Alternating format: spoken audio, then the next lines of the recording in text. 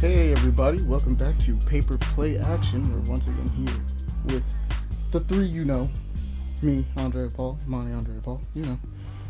Hello. Howdy. Oh. I'm not ever going to say howdy again. Never mind. Hello. He was like, you said it last time too. You're like, no, never again. Good night, dude. Yeah, maybe I will. Continue, my bad. Oh no, you're fine. I was like, welcome back to the podcast that likes to give you the best of recommendations. I guess is the best way to describe it. We do our best to do as we always do. First up, we're gonna go with someone else's week because my week's really short in this case. Let's just say I spent my week more so plotting than anything else. So, what are you guys bringing to the table this time? If anybody wants to go first, between the two of you. I think Honestly, I went my first. week is very similar. So, Paul, would you like to? Okay. I was meant to say, like, mine, I went last week. But anyways, sure. So my week consisted of, oh God, what did I do? So I kind of got back into Skyrim, as I was telling you guys before the podcast. And, what you call them? Yeah, I was sitting there thinking about it, and I was like, what do I want to play? And I kept thinking of it, and I was like, I don't know. And I looked up some mods, and I was like, you know what? Yeah, so now, like, I'm not done modding it yet, but I'm trying to make Skyrim look as modern as possible, just to, like, bring it up to speed. And then also, let me turn down my mic. I'm looking at the thing. It's a little high there on the values. But anyways, so, you know, there's, like, a ton of mods out there, and I kind of came to the realization with Skyrim and everything that it really is, with all the mods added, pretty much the best RPG available because you can do like whatever you want in it. People have done so much; they still keep weekly adding stuff. I mean, it's ridiculous. And whenever they finish the Morrowind add-on that these people are making, where it's made in the Skyrim engine, and the Cyrodiil, Oblivion add-on, I mean, it's literally going to be probably the best damn thing ever. So that was part of my week. The other thing is I finally started Attack on Titan Season 4, and I caught up within a day. I mean, I watched all 12 episodes. It's pretty good, right? Yeah, it is the Game of Thrones of anime and manga. Now, I haven't read it. I actually would like to, but I want to watch the show first. But it really is, like, without giving away spoilers, just the questions it raises on morality and war, the way it presents everything, and like all the political intrigue, of course the action, just overdone and overblown. It's the coolest thing ever.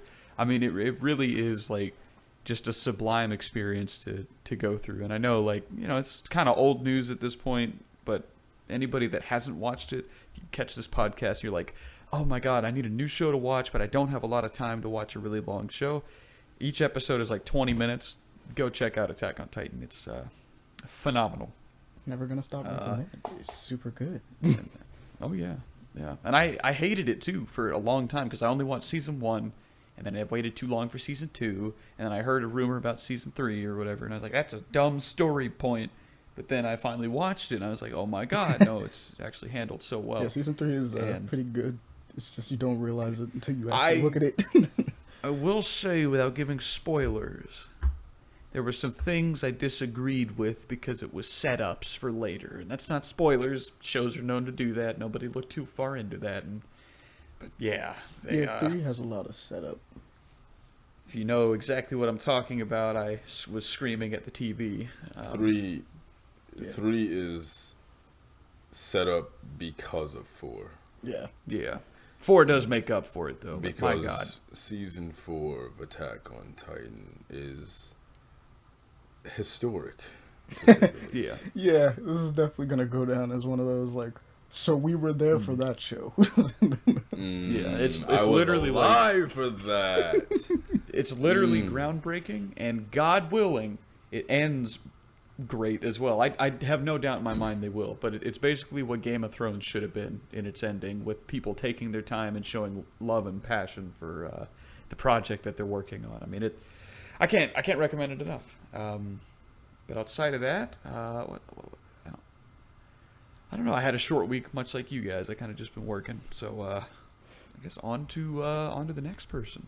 Don't smoke meth, guys. That's the end of my week. I think that's fair enough advice. Hey, Yeah, of course. that's a good way to end it. Absolutely. Don't do that, guys. Boys and girls, you don't even know what that is. You didn't hear that. Actually, no, you heard it here first. You heard it here first. heard it first. Shoot. Share it. Sure, man. I'll go. Let's see. My week, as all three of us. Wow, honestly, it has been a busy week for us all, I'm sure. So, most of my week has just been staying as up to date with what's going on in Hollywood. As far as the section of Hollywood working on what mixes in with superheroes and things like that, because because Hollywood has a superhero genre now, but there are things that Hollywood is producing that the film industry is producing right now that shouldn't be boiled down to just superhero shit. Oh, of course. But that being said, a lot of what I've been focusing on has been writing, and okay, so I'm not wasting any more time getting my comic book ideas off the ground, so I've been busting on that, which has involved a lot of staying up to date, or staying, at least being amongst the community that has something to say, or not even something to say, that are saying things about Zack Snyder's Justice League as it's now labeled. Yeah. For starters, Superman may be getting a reboot. I heard about that. Threw me off a little bit. I was like, okay.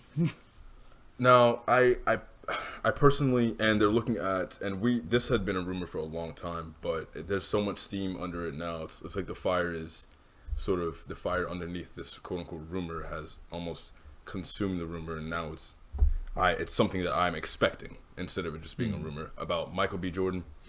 WB producing a Michael B. Jordan or a black-led Superman film with a black Superman.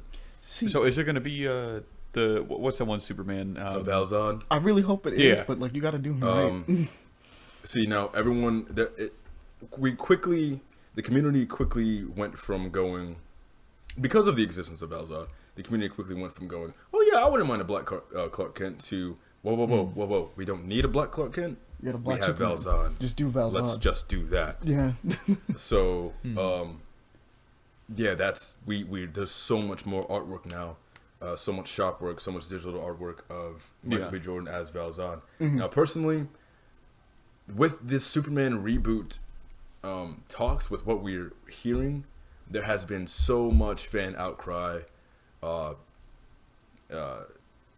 textually, and video. There's just been so many people saying Henry Cavill is Superman, keep Henry Cavill as Superman. I mean, yeah. I personally, I'm not opposed to a Val Zod movie, but I don't want a Val Zod movie personally, because I want to see a Superman movie done right, with the level of technology that we have in the film industry now. Because Man of Steel could have been perfect. We have that technology. Man of Steel we had the technology that made Man of Steel as awesome as it was. But there were some pretty big marks that I think it hit. We've waited 8 years for Man of Steel 2. WB just needs to allow us to see Man of Steel 2. Okay? Because Captain America: First Avenger was a good movie. Not a great movie, but a good movie.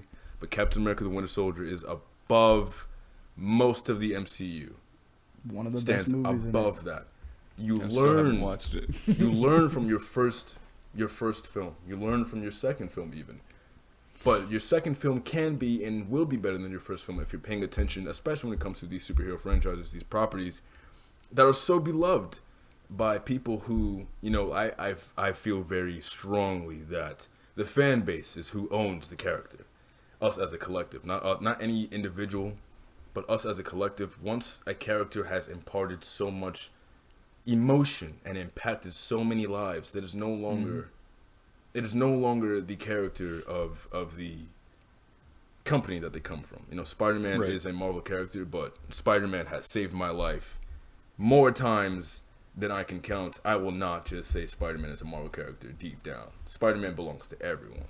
And because Superman has begun since the New 52, Superman has started to become, in the minds of comic book fans, cooler and cooler and cooler, much to the enjoyment and appreciation of people who were already Superman fans and were like, yeah, bitch, you see how cool he is. He's not some lame boy, big blue Boy Scout that you guys have labeled him for so long. This motherfucker is cool, bro. If you read Superman comics, you learn this dude is badass. I have seen Superman I've seen him written as a good man and a good hero and someone who will preserve life, but he's still threatening. He's still intimidating. He's still scary. He says there was a comic. I can't remember what the scan is from that I had seen it at. But this guy that Superman was fighting, and when I say fighting, I mean this guy. He was trying to fight Superman, but it's Superman. So Superman takes him down with relative ease, little to no effort at all. In fact, it's pretty much zero effort. And the guy says, as Superman's holding him in the air, the dude's dangling, so the guy's like, prison can't hold me. And Superman says, that may be true, but remember this, there's no prison that can keep me out.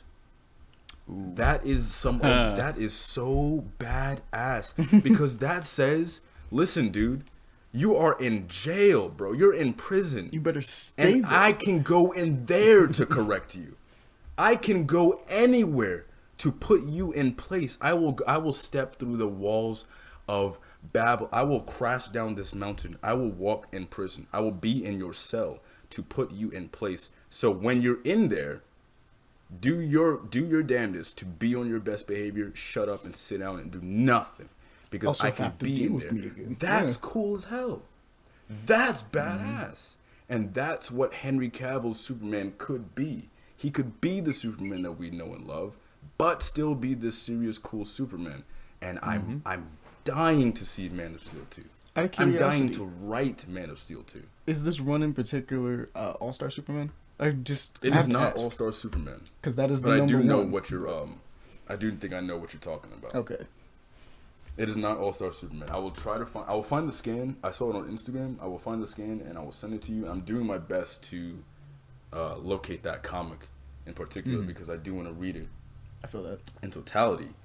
But man, I really, really, really, really, really want a second Superman film with Henry Cavill. I don't think I think you guys are making a serious mistake if you let go of this guy. When was the last time we had someone in modern day who perfectly encapsulated the look and heart of Superman? The heart. When I got to see Henry Cavill play Superman the way I know he loves Superman, I felt it. I knew it. Like he became the character. He became the character, Superman. Bro. Like I think he deserves more. He really does deserve more. It's like why would you? There's no way in the world we would not have gotten Iron Man 2. Kevin Feige was so proud and so confident in Iron Man 1. No matter what would have happened, I know, in production. What is? Oh God, I keep forgetting his name. That directed Jungle Book, directs Mandalorian, directed Iron Man. He plays Happy. Jon Favreau. Jon Favreau, yeah. Yeah. He advocated for Robert Downey Jr. so much, and thank God that we got him. And look, man, this dude. It's a famous story of Henry Cavill. Almost he missed the call. He was playing WoW, dude. The dude was playing World of Warcraft when he got the call to play Superman, and he missed the call because he was too busy playing video games. WoW. He was like, "Oop! Oh, wait a minute." And you mean to tell me you want to recast him and or not give him his movie? We've already got Supergirl cast. She's being put in the Flashpoint movie. Okay, I did. Supergirl is. I'm pretty sure. Yeah. We talked about it before. I had brought her up. I can't remember I don't know how to pronounce her last name, but Sasha. I'm gonna say Sasha Cale. Calle. She's Colombian, And honestly, man, if she were to dye her hair blonde, I do not care. I think she's gorgeous. I think this is a beautiful woman. She looks tough. She looks like she's got a heart of gold. She looks like she could kick your ass. That's cool. Mm-hmm. Now, when it comes to Val Zod being a thing, personally, there are other black heroes that DC owns the properties to that they can do that I would like to see before Val Zod. I don't care that much about the multiverse in DC Comics. Also, if I'm not to mistaken, start, Val Zod prioritizing that over our core characters. Yeah, you know but what I Val mean? Zod, if I'm not mistaken, is also a legacy character in his universe.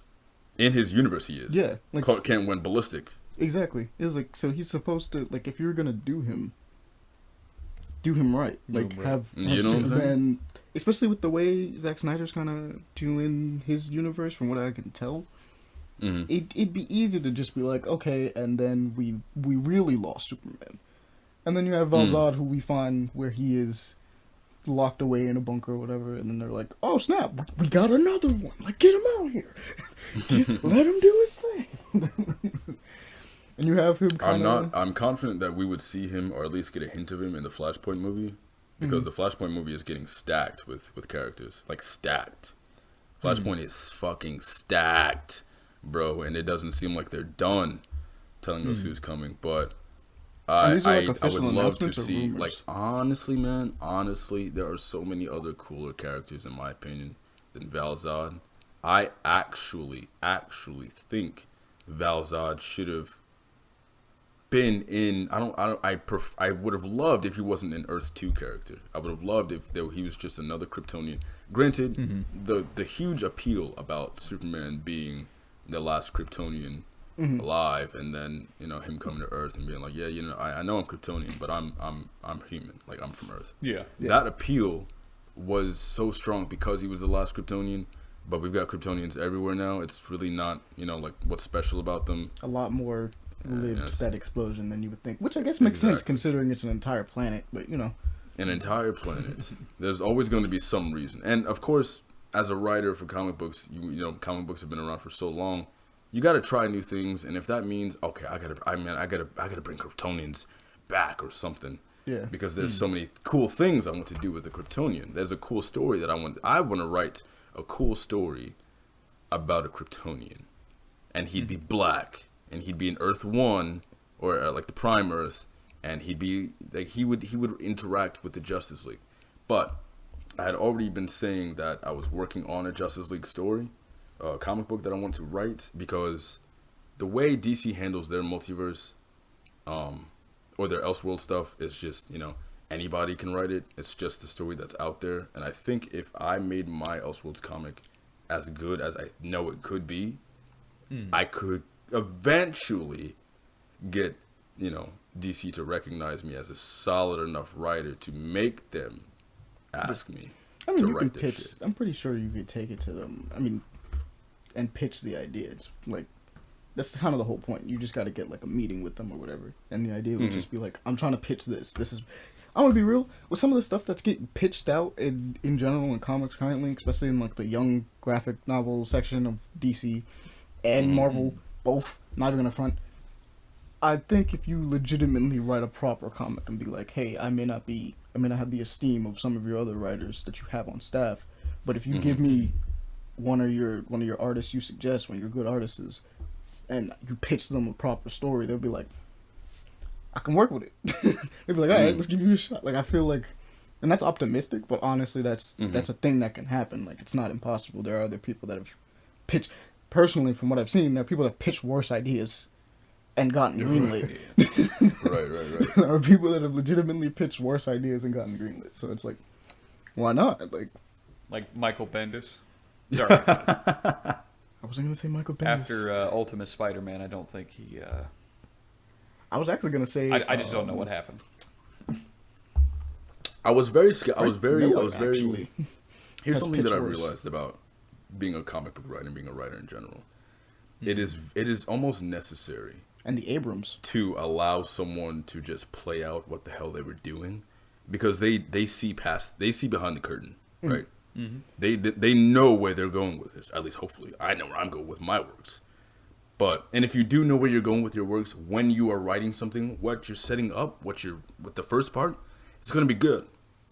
Or at the very least, it'll be strong enough and controversial enough to get people to listen to it or read it and have something to say about it.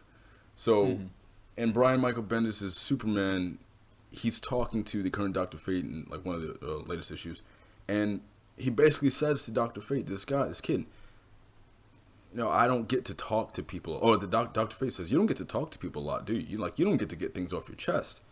I hated when Brian Bendis made Superman release his identity to the public. But as where we are now, Superman reveals to us and to Dr. Fate, to the reader, that he did that because there was so much happening in his life back to back to back that he had no control over. On like almost like a kid, just to take back some power over his own life. He said, what is the thing I have the most control over? I have the most control over my secret identity. All right, you know what? I'm going to just to take some control back for his life. So much had just happened with his father coming back, and his son went out and gallivanted around the cosmos, came back 17 years old, et cetera, and he lost his son. It's so much happened in this dude's life, and that I think is a pretty cool element to the Superman character, and that humanizes him even more. So that's a good example of what I consider a writer doing something that's controversial, but if you follow them, just stick with me, we're going somewhere, and then it pays off. Yeah. However, judging a story at the beginning is like the worst way to do it. It's always the worst way. Because that happened. But then there are some people where you're just like, what are you doing? What is this? That is true. Why? Why would you do the things that you're doing? Personally, like Heroes in Crisis? Why would you have Batman be a murderer? Well, Amani, so you said everything that you said about just pitching something to DC. So you guys, I'm just going to give you the names of the people that in my Justice League comic are in on the team. And just to get your mind spinning with maybe some intrigue or just to see where I'm going. Because this is what I want to do.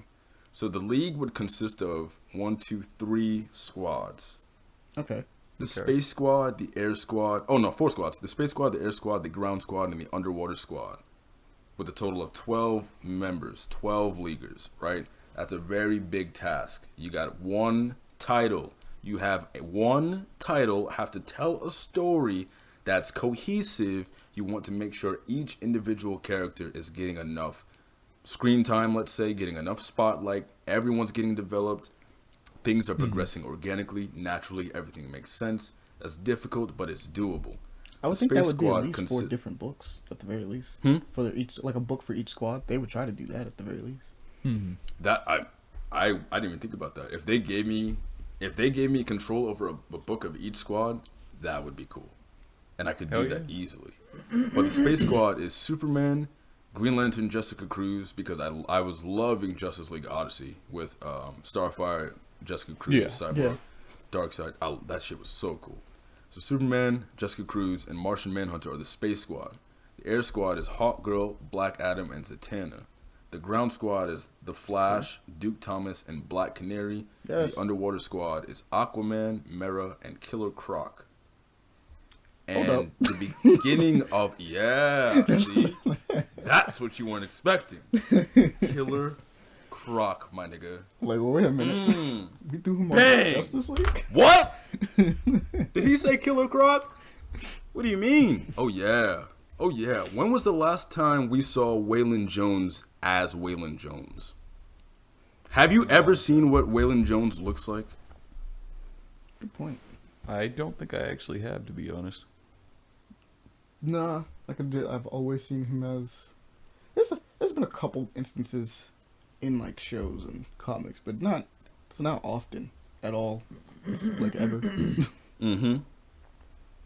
And each squad, the Space Squad, the Air Squad, the Ground Squad, and the Underwater Squad, every member, at least one member in each squad, has something connected or is in some way connected to what's going on to bring this team together, because it does center around, at least initially, Killer Croc.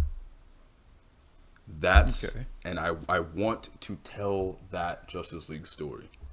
I may alter it a bit. I may change it up. May like swap out a few characters, because I was interested in maybe putting Harley Quinn or Catwoman on the team, because Harley Quinn is, she's officially that character is officially not a villain anymore. She's not even an anti-hero. Like, she's actively trying to be a superhero. Thank goodness.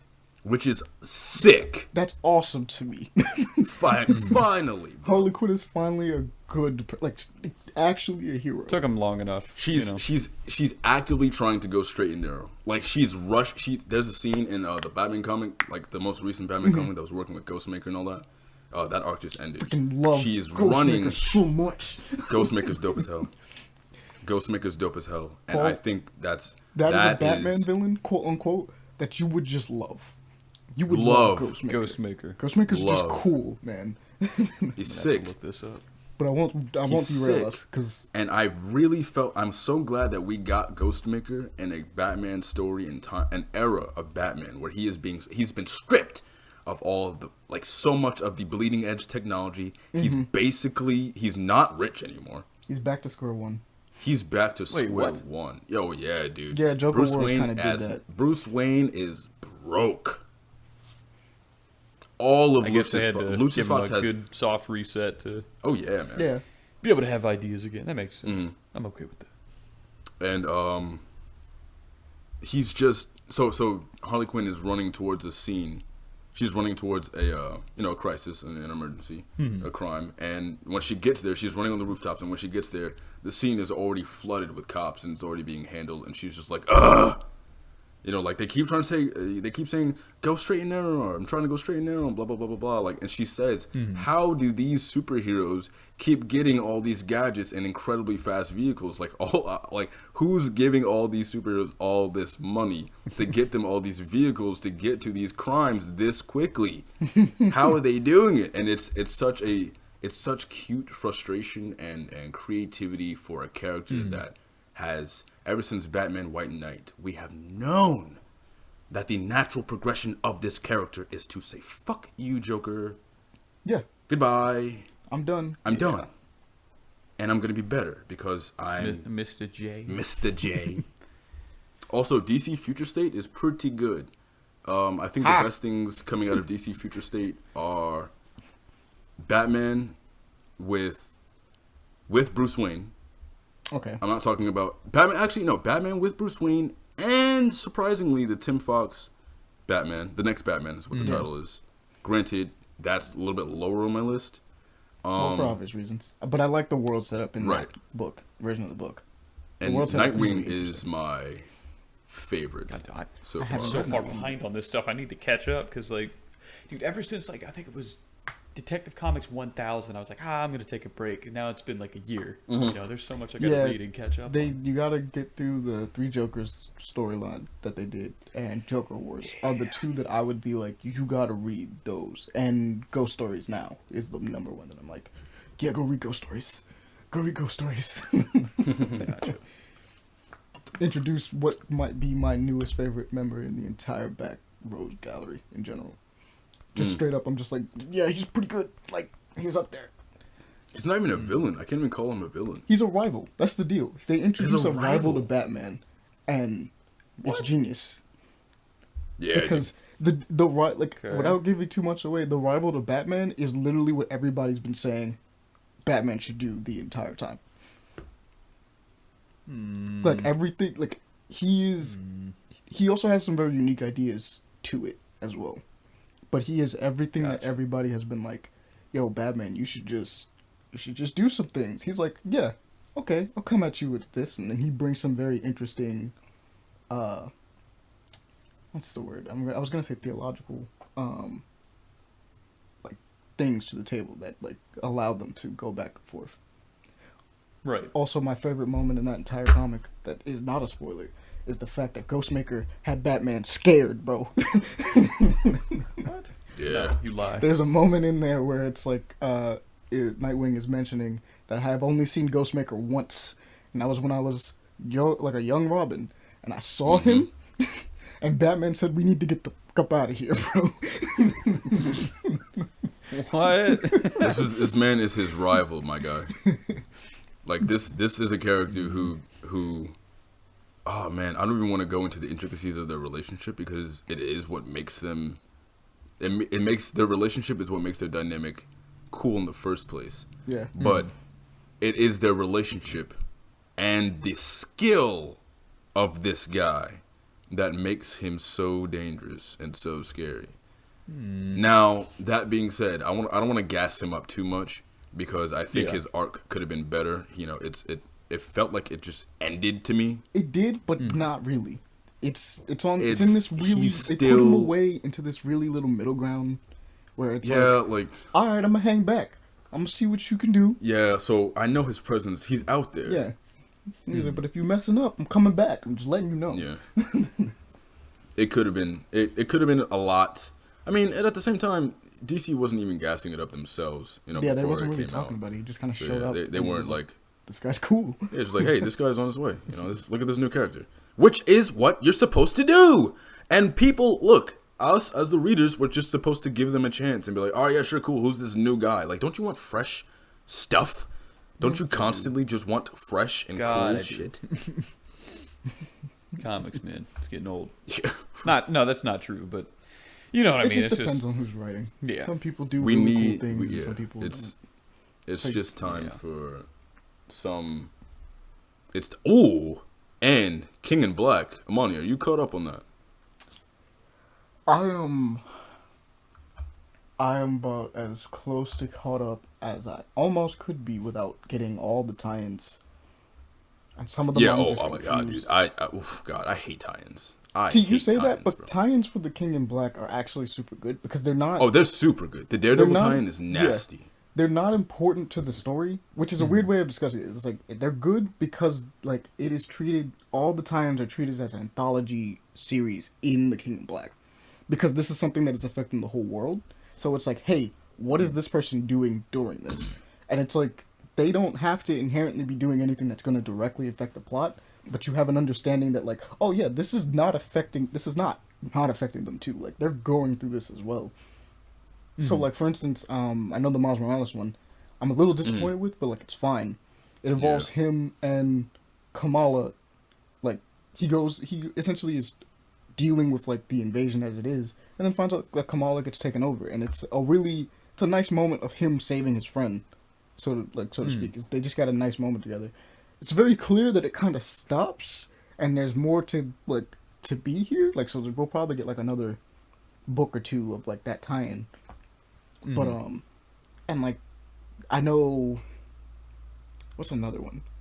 I know the Thunderbolts. The Thunderbolts one is just Suicide Squad. It's good. It is just Suicide Squad. Marvel just decided to do a Suicide Squad book, and I was like, that's not what Thunderbolts are, but I'll take it because it's interesting. Marvel's take on Suicide Squad. That's what's happening during that. It's like Kingpin is like, so I'm making a team out of you villains, and they're like, what? I was like, yeah, go help find a way to deal with this problem. Is my man Hammerhead in there? No, because I was about to say I think Hammerhead's dead, but that's not confirmed. I don't think he is. Rhino was in there though. I feel like he's not that good of a villain, anyways. But yeah, it depends. It depends on who's writing him. He's fun. He's a cool. He's honestly like a cool mob character, but like he's so D-list, it doesn't even matter. Yeah. Like he could, if done right, he could be a cool villain, but people forget. He was pretty cool in the Miles Morales comic when he was a villain for a while. He was working with Black Cat, because, I mean, for obvious reasons, you have like Miles, who is a bit more of an inexperienced Spider-Man, dealing with Hammerhead, who is like, yo, I've fought Spider-Man before. I'm like, you're a little different, but I know how to deal with you. Mm-hmm. So it's like, cool. I have not been keeping up to date on Miles because I've been a little bit underwhelmed with what they're doing with Miles lately. He still doesn't feel like Miles. He doesn't feel like that's what it is. That's what it is. I feel like at some point the character stopped being what I saw as a natural progression of the Miles Morales that I fell in love with in the 1610 Mm-hmm. Like, I feel like with what he is there, that's the same fucking person. He's just over here now, but he's not the same person, and it's not because of what he's experienced. Right. As far as some things are because of what he's experienced, but it's those things that are happening now, and it's like the new character is being changed by what he's experiencing instead of the Miles from the Ultimate Universe that got blessed by Peter Parker to be Spider-Man twice. He did. Like, I don't see him anymore. Got the blessing twice. He got the blessing twice, man. But yeah, anyways, I'm looking at chapter 138 of Attack on Titan, and my heart bleeds, but everything is perfect. Everything is not perfect, but everything's perfect. Isayama is, man, so many people were so like, man, they were giving him shit. And I just don't know if Isayama likes happiness. I don't know if he wants people to be happy. There's no happy for you. There's a potential that he doesn't. But he's so great, man. Anyways, yeah, that's my week. That's my week. It's just been downloading comic books into my mind as much as I can, and working and writing and trying to make sure that I am producing a product that people will look back on and say, wow, yeah, damn, that. Were you alive for that? You were alive for that. Because I was alive for Attack on Titan. Hell yeah, man. I remember, man, Attack on Titan Season 2 and Season 3 started to bore the shit out of me. Yeah, they went with, the like, the one that political kinda intrigue started and- to see, 3, after a certain point, started to bore me. But, like, there was obviously that part in the beginning of Season 3 where it's just like, Season 3. I'm talking about Season 3 a little bit. Because the number one thing people are kind of weirded out with Attack on Titan, especially when you get to Season 3, is that I don't think they fight a single Titan. Almost no Titan. I think they fight one Titan in that entire season. Maybe. What, Season 3? Yeah. And no, you're wrong. do they fight more than You're one not remembering Titan? the end. Oh, Mr. Beast. There's a little bit of Crawly bitch. Excuse my language. Even though they don't really fight her. Then there's also Big Boy Armored. And, of course, I don't think Armored was feeling so good in that sauna. In 3? Am I thinking of the right part of 3? You're thinking of probably 2. 2, they didn't fight. Season like 2 involved them fighting the Ape Titan and everything like that. And they had Season 3 No, we're talking about Beast Titan. and Beast Titan. Beast Titan. Well, yeah. He's like, yeah, in Beast season, Titan. That was Season 3. That was the end. No. Season. Am I getting? I'll be real. I haven't seen Season 2. 3. I talked about it earlier. I haven't Season seen 3 2. was with them them fighting Kenny. They spent more time fighting humans in Season 3.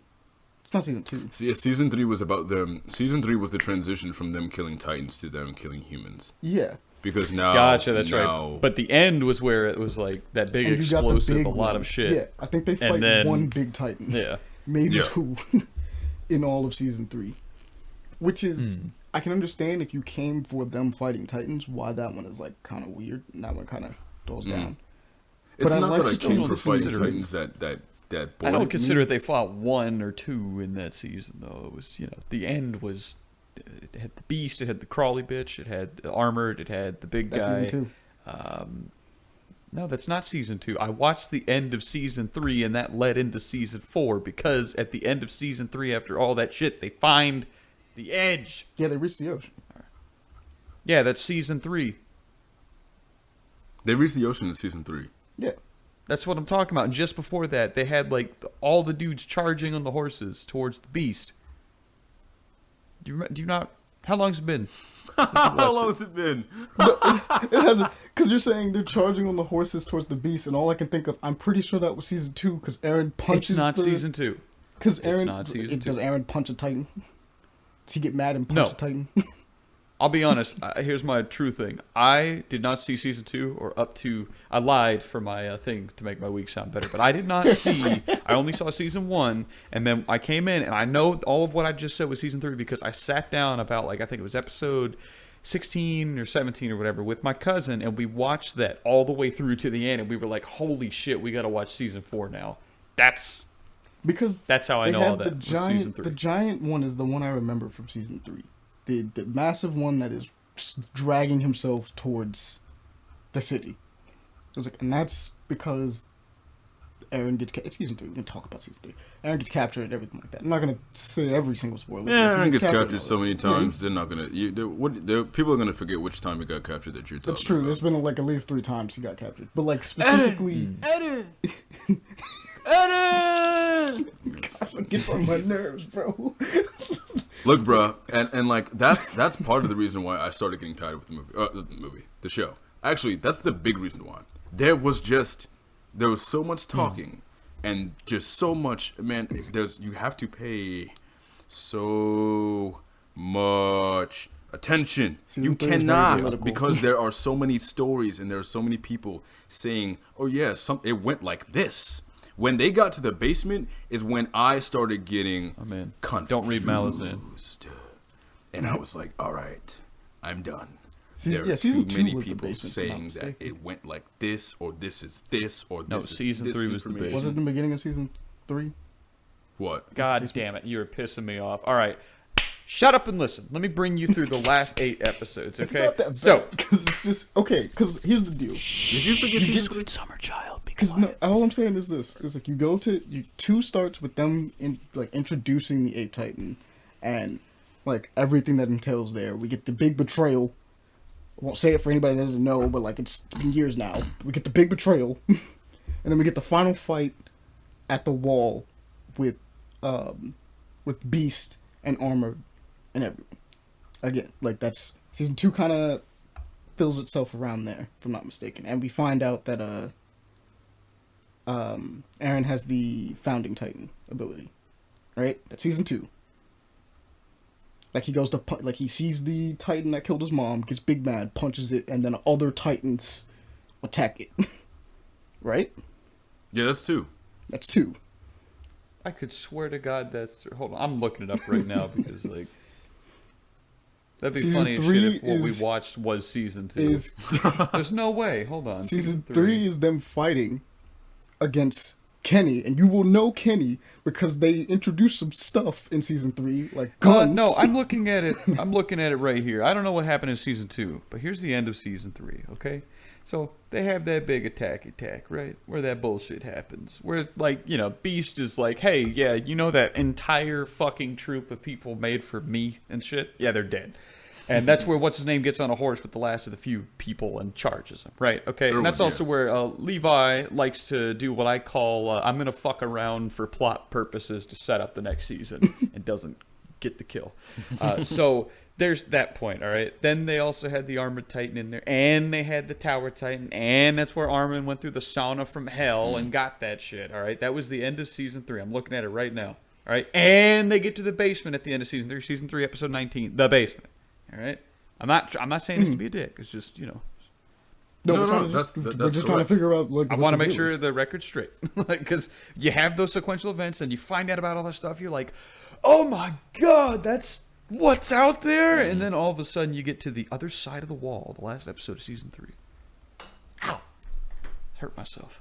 I appreciate Attack on Titan because I appreciate having been bored for Attack on Titan because it made this season. season 4. Yeah. It made season 4 was the point of the whole show. Season 4 was the point of the whole show. We had to get here. The whole manga, Definitely. that is the point. Eren Yeager is the fucking point. And as an Attack on Titan fan, you will get annoyed with this boy. Just stick with it, our dear lovers. If you don't watch it, stick with Eren Yeager. I know he is the point. We know he is the point. You don't know he is the point, though. You don't know. You don't know shit. You've got to keep watching. I promise you. I know you don't know. This dude. This dude is one of the best anime characters of all time. He is I don't care what anyone says. He is one of the best anime characters of all time. That is my week. I agree. Amani, how about you? Yeah, how's your week? Eddie Yeager. For the most part with mine, it's pretty much been me finishing up stuff I've been working with. So, caught up on Loan. Remember the last time I was mentioning it was at its season finale, so I went up and caught up to that, finished that up. I got Valheim, get that a shot. I like its graphical aesthetics. It's really nice, but it is really just, it's low-key just funner Minecraft with like stat building and stuff like that kind of just goes through. I think what else did I do? I think I did, like I played a little bit. I jumped back into Destiny for a little bit. That's about it for that. And oh yeah, I mentioned that I was plotting. No, I'll mention this. I also got back into drawing for a little bit more. Nice, dude. Same. And I was looking over some of my old writings and thinking about like publishing them somewhere, but that's just an idea that's going. Because specifically, part of the reason why I got back into reading books or tried to jump on reading books, for those that don't know, Andre had read one of my more recent short stories, and even though like most of them turned out pretty good, this recent one, Andre was like, he gave me like proper feedback and was just kind of like, Oh man, you didn't send it to me. I don't know. Well, it wasn't that recent. And you didn't say happy birthday, Dre. Fuck y'all. It's not that recent. It's been a tumultuous year for me, guys. Come on now. It was your birthday? Yeah, February 25th, bro. We talked about it the week before it happened on the podcast. Oh no, bro. I did send it. I was about to say, did okay. I say something? Did we? No, I did. Hold on. It's okay. What podcast? No, which episode is this? Hold on, what episode? 2 is this? episodes only ago. be- This is episode 4, isn't it? 3? 2 episodes ago, we spoke of it. Last week was it. It's okay, I man. remember 2 episodes ago. It's okay. But back to your week, Amani. I just wanted to You just wanted warn to- those in there. Happy birthday, Paul. Thank you, dude. That's all I wanted. He feels That's all I better wanted now. from you. Oh yeah, and you could have shared that story with me, man. That's okay. I wasn't sure if I did or not. That's the honest Chop truth. liver. But I think I sent it to Andre because he Best loves. Buy doesn't have PS5s. No one has PS5s. They did for sale. a You're bit. lying. It's gone. But Not yeah, fun. I sent it to Andre because he was more. I remember talking to him about like this idea for vampires and stuff like that I wanted to do. Send it to me. I want to see it. I mean, I will, but like he gave me some feedback, and the feedback was Wait, did I give you feedback on that one yet? yes. No, yeah, I did. Yeah, I did. Very good. And Andre could not tell me exactly what it was that was off about it, but he was like, the honest truth is you probably just need to read more books to get an understanding. So, what I decided to go do because of that is like, you know what, let me just go read some more books. I wanted to do it anyway. I was trying before with Paul when he initially gave me some books to start reading and stuff like that, and I'm like, let me just jump back into that. So I started to jump back into that. Finished Coco. So what I'm doing now is going back and editing that short story, but I'm on the fence of whether or not I should either edit that one or just edit it in the background and start another short story because I have other ideas that I wanted to start on anyway because I have a tendency to just write short stories. So I'm like, it's either like the equivalent is either, hey, go fix this one, or okay, you now understand that you can have bombs and stuff like that. So let's move on Right. to another one, see if we could do that one a little bit better. So me personally, I'm in between on that one. If I may, I would say just go ahead and just start on a new one. Let your ideas flow, Fair and enough. then when you get better and you finish that one, you've done so much work on that, you're much better. Go back and do the first one. Yeah, you because have it done a lot better. You're gonna go back to the first one, and honestly, you're gonna look at your work and you're gonna completely change it. You're not gonna update it. You're going to change what you have to a better version of that. That's not just updating it. Updating it is okay. Let me tweak this. Let me change this. Let me put this here. Let me shift this here. No. You're going to deconstruct it. You're going to take the core elements of it, and you're going to turn them into something better, but still familiar to what it was before. Okay. And that's, is what you publish. No. Yeah. That is your second go at that. Then you go again. And then you go to Clark's World or you go to One Story because you like science fiction, you like tellings, you like changes in fantasy. You publish, you sow your seed into magazines that love short stories for youth and adult science fiction and fantasy. Okay. That's a pretty cool place because Clarksville and One Story, dude, their magazines are on Amazon, bro. Like people buy those magazines. I'm publishing to them. Okay. So great. it's funny that you even bring this up. I got a resource for you. Go there. Clarksworld, I'm gonna tell you right now. The word limit is 1,000 to 22,000 words, no exceptions. Pay rate 10 cents per word. Payment via PayPal or check. International authors may request wire transfers. Bro, Clark's World? Yes. The genres are All right, I'm gonna science have to start fiction doing and this. fantasy. No horror, but dark science fiction and fiction is permitted. Okay. Okay? So it's And Clark's. where's One Story? One Story. Does One Story pay? Yes. One Story pays $500 and 25 contributors' copies for first serial North American rights. All rights will revert to the author following publication. Okay? One Story Okay. is seeking literary fiction. Because of their format, they only accept stories between 3,000 and 8,000 words. They can be any style and on any subject as long as they are good. We are looking for stories that leave readers feeling satisfied and are strong enough to stand alone. This is on their effing website, my guy. Go get famous. I believe in All it. right. Definitely send those to me for sure, and I'll actually even put them in the link for anybody that's listening that wants to also Yes. publish their own Yes, things. beloved. Yes. For sure. Writers. Send those to me. Let me get this right now. We are the resource for your future. That's Truly. what we do here. We're the Dave Ramseys of writing, apparently. It's fine by me. But We're all writers. What can we say? This that is is true. paper play action. You got to the paper episode, ladies There you and go. gentlemen. this is gonna You be got all to the about paper episode. paper for sure. We spent a good minute talking about like freaking comic books anyway, and we're about to actually spend another because It's kind of a free-form episode. pretty That's much. good. I was talking about plotting, and part of that plot was me actually going on this for a moment. I felt like blowing maybe 30 minutes to an hour, and I was just gonna say this. So, Paul, how do you feel about Venom Space Knight again? What was the deal with that?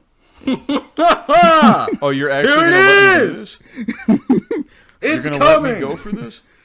Do it. I'm asking. Give me you a question. second. I got to go grab the comic. I've been waiting on this. Ladies and gentlemen, This is gonna be an interesting one. tonight is the night. Oh, don't worry. That Yours is coming up you- eventually too. You witness a man filled with fire and passion discuss with you the sins of this earth, and one sin in particular, and that is the eternal travesty that is the treatment to Venom Space Knight via this man's perspective.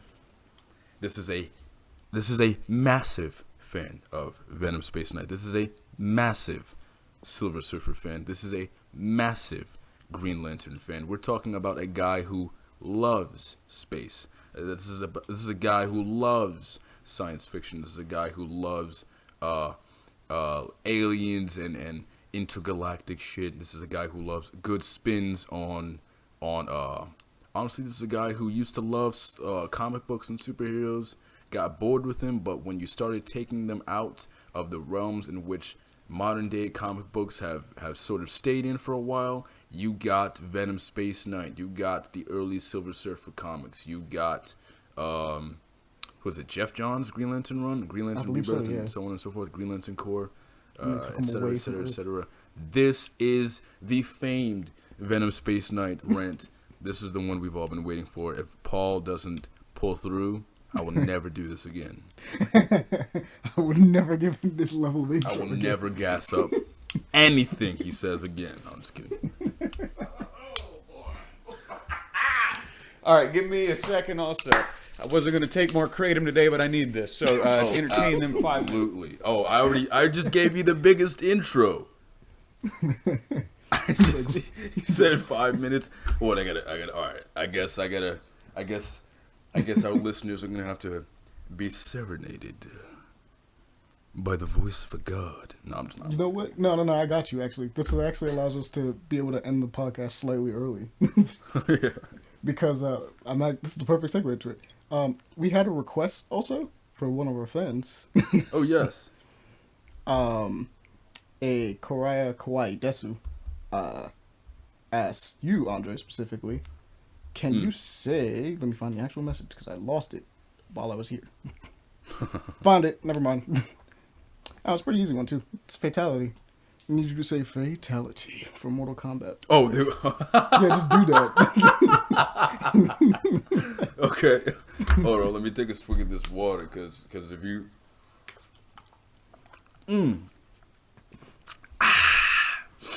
All right. They want, what was it? All right, fatality. Fatality. Wait, should I do it like the... All right, which version of fatality am I going to do? Let's get a couple variants. Let's get one or two. We gotta wait for Paul to get back anyway. Sure, man. Actually, here's what. I'm going to go to fatality. I'm going to try to mimic it as close as I can. Well, you know what? I'm not going to try to do that. Let's say here's the first one. Fatality. There you go. Give you a better one. In there. That was a little bit weaker on the end to say. Fatality. Nah. Let's see. Fatality. Oh, that was a nice one. Let's see. Okay. Baraka wins. Okay. Well, let's see. Couldn't find my Like scale. you told Baraka, not Screw Scorpion. Scorpion wins. Fatality. Let me get in my sitting position. Sub-Zero wins. Fatality. Right. You like Liu Kang, Amani? No wait. Oh no, I hate Liu Kang. Liu Kang sucks. Yeah, who's your main? It's not Liu Kang. Was it Kung Lao? Who was it? Oh, Kung Lao's dope though. I'll take Kung Lao. Excuse me. Nah, dude, you had a main, bro. There was someone that you like. If you played that game. Oh, it was like it was Ermac and Sub-Zero were the two that I Ah, Ermac. Yes, that's what I was thinking of. Ermac wins. Now, I will ask before Fatality. we start, are you sure you want to do Yes. This is Yes. kind of the reason why I said I was In plotting. fact, I want you to. this? Okay. Paul wins. Fatality. Alrighty. I want So, you. I to want begin- you to I want you to perform a fatality. Fatality. On our All right, fucking so users. to begin, then, there's 3 points I want to make. First, we got to look back to the past, then we got to look to the present, as well as the extension to the future, and then maybe 4 points. Well, no, then the analysis, okay? So we'll start there. So let me type those down or write them down or something, because I will forget. ADD can be very annoying at times. All right, so it was past, present, analysis. Okay, so this is why Venom Space Knight, to me, should have stayed around, should still be here, was a great idea. I know everybody's happy about like the whole like story going on with what's it, the god or whatever, you know, King in and that's Black? great. Don't get me wrong, it's big, it's celestial. It's actually awesome. exactly what However- you would like if you got to it. But And I know. I just, if I go back in, put yourself in my shoes back in 2016 when they were like Venom's back in New York after they canceled this, all right? That's the mindset I want everyone listening to this to have. And hopefully you'll understand why I really, really hope they go back at some point and bring back Flash, because there was no point to kill him. They just did that for the plot to push this forward. And anyways, all right, so looking back to the past, right? So we can begin, best place to start, Silver Surfer, 1985, right? Was it 85? Yeah, 85. So that series right there, right, was quintessential Marvel, all right? Let me get those comics. I can just look at the cover and tell you all about them, all right? This is my favorite series of comics ever. This is 1980s through 1996, no, 90, I think it was 98. 98 Silver Surfer, right? There was only like 134 issues. I think it was like 10 annuals, whatever. But this comic was exactly what you wanted from Marvel. I mean, of course, you had your whimsical adventure buddy stuff with the Guardians of the Galaxy and Fantastic Four and whatnot. But Silver Surfer was cosmic incarnate, right? You had like all this crazy big shit going on. You had, you know, Galactus with everything going there. You had all of these other guys that were popping up that were heralds of Galactus. You had just a ton of characters, big roster of things that Silver Surfer's going through while running into Norrin Rod's story. And if anybody knows about him, he's a sad fellow, you know? No matter how good things get, this man is probably always going to be pretty sad quite deep depressed. down, you know? What? So Norrin Red is very depressed. Very depressing indeed. So, going back to the past, you have like just a fucking comic series that was like maybe not unparalleled. I don't think that's the right word, but for the fans that understand it, it was exactly what you were looking for with Marvel. It did the cosmic shit, it did the big shit, it did everything. And in fact, the big events, I got the 6 original Infinity Wars right here. I wish I had the Infinity Gauntlets and whatnot, maybe one day. But Infinity Gauntlet, that whole big event started with Silver Surfer. Thanos came back in comic issue 34, I believe it was, right? That's where he was introduced. That's where he came back. That's where he had the gauntlet. The big event went through there. Infinity War went through there. All this crazy big classic Marvel stuff that you're looking for and that you want, when you think of Marvel, went through this comic, okay? That's what we love. That's what we know. That's what they did in the movies. That's what they do now even. They do it in their own way. That's big shit set up through this era, okay? Then skip ahead to the present. We still have this big shit going on, right? We have these big events. We have these big cosmic things, this, that, and the other. We had a celestial Ghost Rider, for God's sake. You know what I mean? Mm-hmm. All these cool Cosmic things. Ghost Rider is but dope. It was. I haven't read it. It looked dope, though. I need to read all this stuff. And Silver Surfer Black. But looking at the present climate, right? It's really big. It's really dope. It's amazing how, Marvel has kept this stuff around. But, again, now we're going to go back. This is an ADD brain for you guys. Anybody that's listening, and I'm hopping around. It's how I think. It's a spider web. But anyway, so that's our present. That's the past, right? Looking back at 2016, I believe it was the end of 2015 going into 2016, you had Venom Space Knight. It only lasted for, I believe, 12 comic runs, and 2 or 3 of those were taken out to go to Civil War, right? Civil War 2, which, if you know anything about that one, sometimes it's better to put a gun in your mouth and pull the trigger than read that. Oof. So, fight me on that. I will fight you. So, but whatever. So, I don't think anybody's going to calm down a little bit. No. This is what fine. I gave you such a huge intro. This is what they want. All right. Yeah, I had to breathe though. So I could talk. I was shaking. Literally, I've been waiting to do this for so long. All right. So, going back to that 2015 brain of mine, if I read this Venom stuff, I'm probably going to be like, wow, this is amazing. Whatever. But let's go back to this. So, you have Venom Space Knight pops up. It's kind of like a low-key comic. It's just like what is this? Oh, it's Flash Thompson as Venom, which we knew, he was with the Guardians of the Galaxy for a time there, which was awesome, by the way. It was an amazing run. I really wish they did more with it. But I get it. But they were like, hey, let's give this over to, the dude's name's Robbie Thompson, and the artist was Ariel Olivetti, who does digital paintings, all right? And they were like, fucking make something. And these guys were like, bet. So they were like, what is the core of Marvel, right? It's not always pushing the stakes higher and higher, even though, of course, it is, but it's the core, it's the characters, right? When they take these broken, hurt people and they have them do larger-than-life things, right? That would be the core of any good superhero genre, essentially, right? I think particularly Marvel, they kind of nail it a little bit better than DC. DC sometimes gets lost in the sauce, but that's a whole different thing. So they have Venom Space Knight come out, right? First 2 issues, they're just introducing it. You have Flash Thompson, who's like this, dude who's kind of like war-torn past and all that. He's got PTSD, and he, has the Venom suit, and he comes to find out he's a Space Knight. Space Knight is like, kind of like the Green Lanterns, but they use symbiotes, right?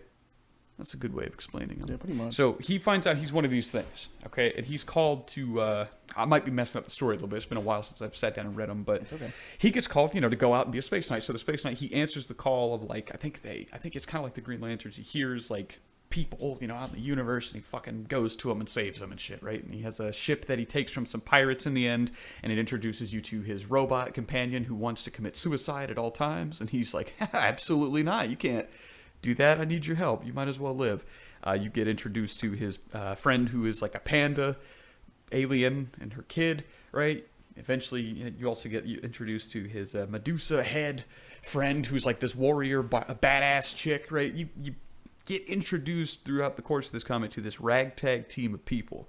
And what like kind of unites them all is they all kind of have shitty pasts, right?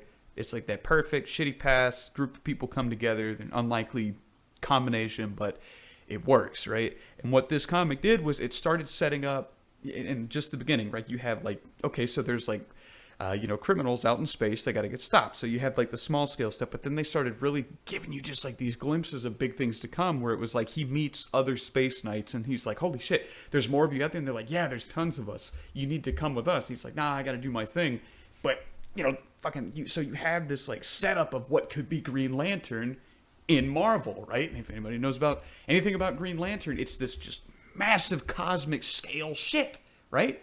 We wouldn't have to have all these stories on Earth. You get all of that. You get that in Thor. You get that in fucking everything under Marvel's belt now. Everything's on Earth. But with this, we were finally back out in space. We were doing old school Marvel stuff, right? Things that people wanted to see for years, I think. I mean, granted, I don't know the comic history leading up to this. This is just my personal experiences, but I digress. So you had this ragtag group of people. You had this dude who's literally going around and like pushing for a better day. I mean, you had just like this perfect primordial soup, you know what I mean? Of science fiction, Marvel beauties. You had, all these setups. Essentially, with this comic, what it felt like was Marvel was setting up for something big. It was setting up for like the next 30 years of comics almost. It was like somehow, some way, imagine this, like every comic somehow ends up in space for whatever this next big struggle is. And you know what I mean? Like is fighting with the Space Knights, is fighting this, is fighting that. It could have been like Marvel's Blackest Night, essentially, That'd have been like dope. That's what they were setting up. That's what it felt like. It was so like, I remember reading this every comic. And here's the thing: there's not that many text bubbles per thing. They run at the read time for these is relatively quick, but it's like the implications that were there. It was endless, dude. It was like going back to 80s Marvel feeling again and being just like, holy shit, there's all these big things coming. And then they decided to put Venom back on Earth, kill Flash Thompson, and that's his name, right? Yes. Yeah, I'm not going to forget that name. Fuck. They killed him off and then slowly but surely moved on into the whole Venom God thing. Now, like I said, I have not read it. I need to. I'm sure I'll love it. But try to imagine, guys, you are reading a series that is just beautiful. It's perfect, right? It has its issues, sure, but it's to me and people who think like me, and even to like people who look like looking towards what could be, it's perfect. It's setting up so many big things. It's setting up. God, I'm like tearing up at this. This is weird. Bringing back some past shit. Oh my God, yeah. I feel like a kid again. Anyways, like it set up so much stuff. It made you feel like you were with these guys to the end. Like there would be no end. You were just a kid again. And every time I picked it up and opened it, like that's what it felt like. It felt like I was going into the cosmos and I didn't know what I was going to find, but I knew there was going to be something cool there. That's what that felt like. That's something Green Lantern's been doing for years. That's something that, the Fantastic Four's been doing. But it was like a new turf and territory with new characters for this. This whole big setup vanished. Gone. Got snapped Boom. away like taken Thanos. away. Snapped away like Thanos, exactly. Because like, if you go, let me open it up here. I got the comics on me, yes. Got that Which proper one was it? comic opening sound for those that know about it. Yeah. You'll know exactly what that noise was. So if you get to, which one was it? So, okay, the other thing too, right, is the symbiote in it is sentient. He speaks. He breathes. This was the start of that. He's talking. He knows that he's like called to be the Space Knight, but he's battling against himself with killing people. Okay, like think about that, dude. That's so fucking dope. You have like I don't know if he speaks in this new arc. I don't No, know. he does. I don't know if he did in the Like past. they kept that. Oh, he does. Yeah, they kept that. There was Okay, like the okay, cool. The Guardians into Space Knight introduced the fact that the Venom symbiote has a personality, like for sure. Oh, okay, and they okay. kept that. They didn't do away with it. Good. Okay. So, anyways, you have that, right? You have this fucking So I'm cussing a lot. I'm passionate about this one. I'm just keeping it real. But It's okay. It was a you rant. have like We this. have an explicit tag for a reason. Yeah, it's still going. So you have like, I'm trying to condense the spider web. It's hard for me to like talk about something I'm passionate about like this. So you have like the Venom struggle, right? The symbiote struggle with he's like, I want to be good. I have to be this good guy. I want to save people in the universe, but he also is called to be what he was, this murderous thing. Okay. And then with the other symbiotes that you meet, I believe like one of them, if I remember correctly, she's a pink one. She actually like overpowers him and it's like, you have much to learn. So you have like, this idea that he's going to master Venom. Flash, who's a broken character, is with another broken character, with a bunch of broken characters, and they're going to come together as one. And behold, it's like the Guardians of the Galaxy, but it's a new turf, right? It's a new thing to see. So again, setup, like Marvel had like, if you can just conceptualize, like they had an infinite spread going out from this one point, right? They were going somewhere And with it. like I said, suddenly just vanished. They were like, nope, Venom's going to be a killer again. Venom decides to go back to New York and be a killer. we're going to kill off a character that doesn't need to be there because he isn't really important to the story, and he was established as the Venom user, and we don't need him as Venom, so fuck it. He's dead.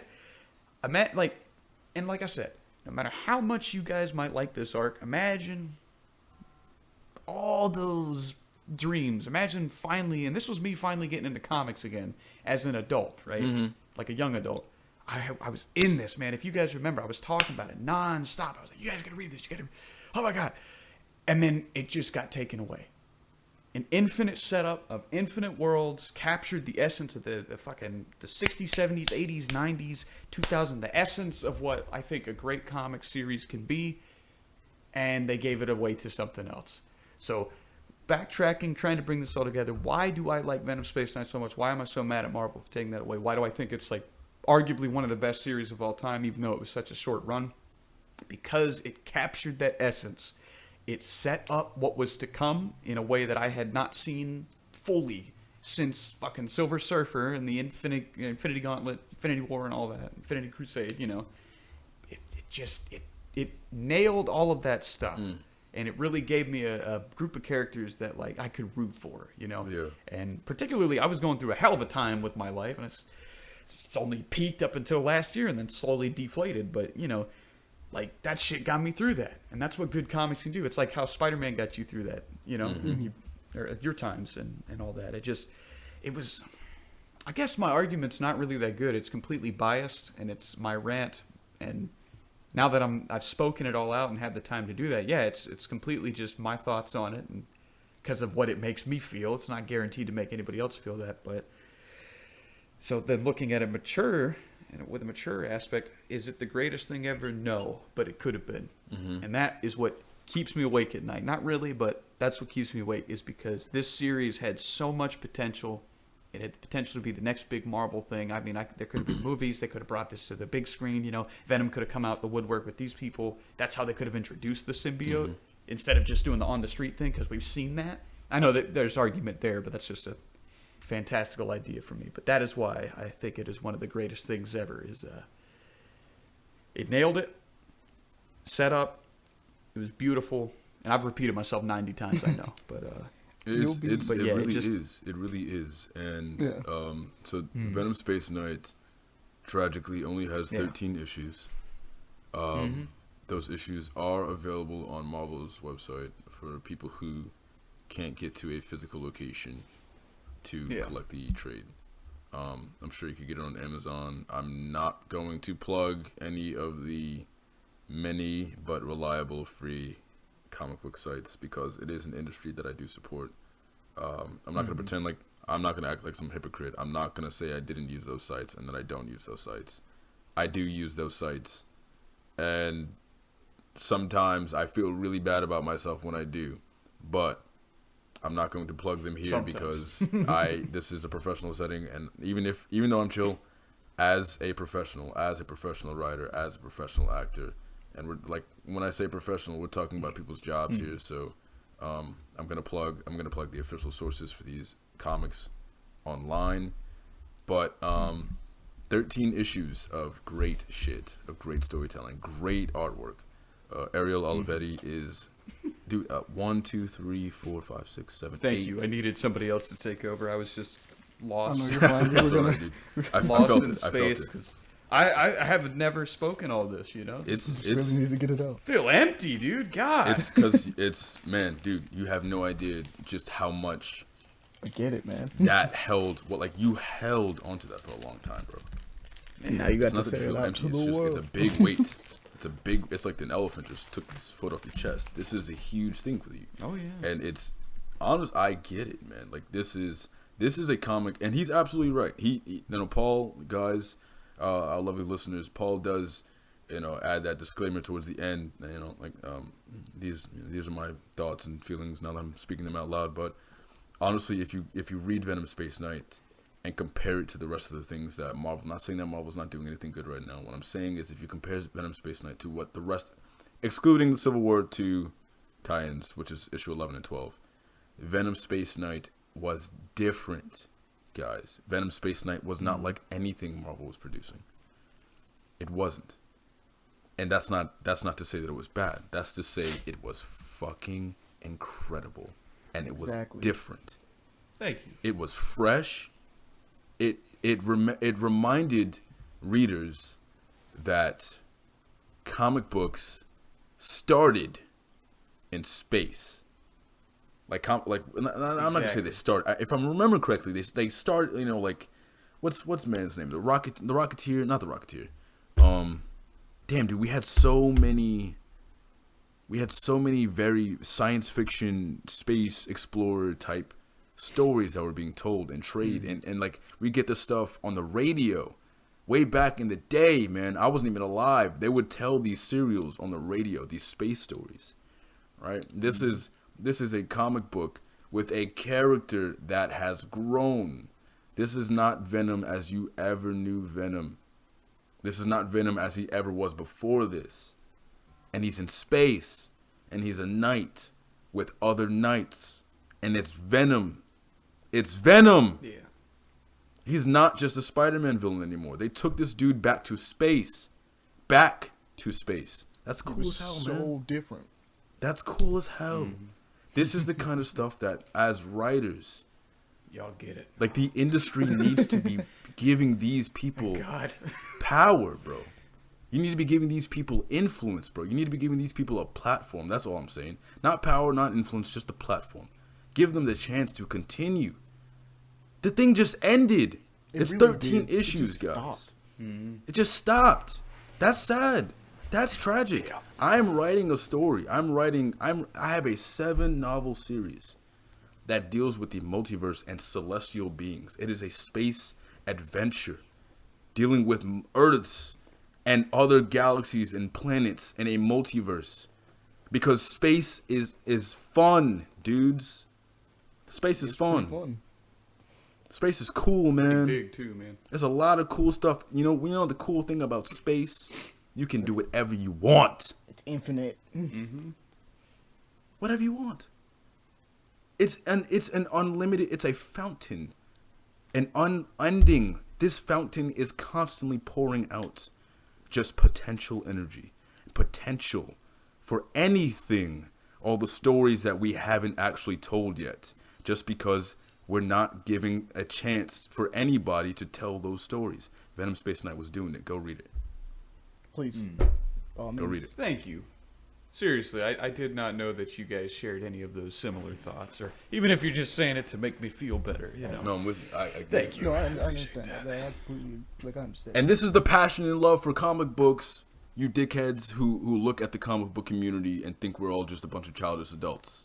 When we get really passionate about what Hollywood does and how they mishandle these characters in these stories. These are stories that have actual impact on people, guys. These are characters that become real in the hearts and minds of individuals. These stories, these trials. Where I'm reading, I get so much right in my life because I am reading the lessons that gods go through. Because these are gods that I'm reading about in comic books. They're incredible. I'm reading a book about a pure dude. I'm reading a book about a dude and an alien who are both broken and they're both healing. I'm reading the lessons of gods. There's so much wisdom and adventure and childlike wonder in this form of media. This form of media needs to be respected and loved and upheld. This is creation taken to the next level. Because anybody can do it. Your mother can do it. Your grandmother can do it. Just do it. You can do it. You can do it. Just do it. There's nothing to it but to do it, baby. Now, Paul, Nothing what I to will it but say to do it. that will probably make you feel a little bit better.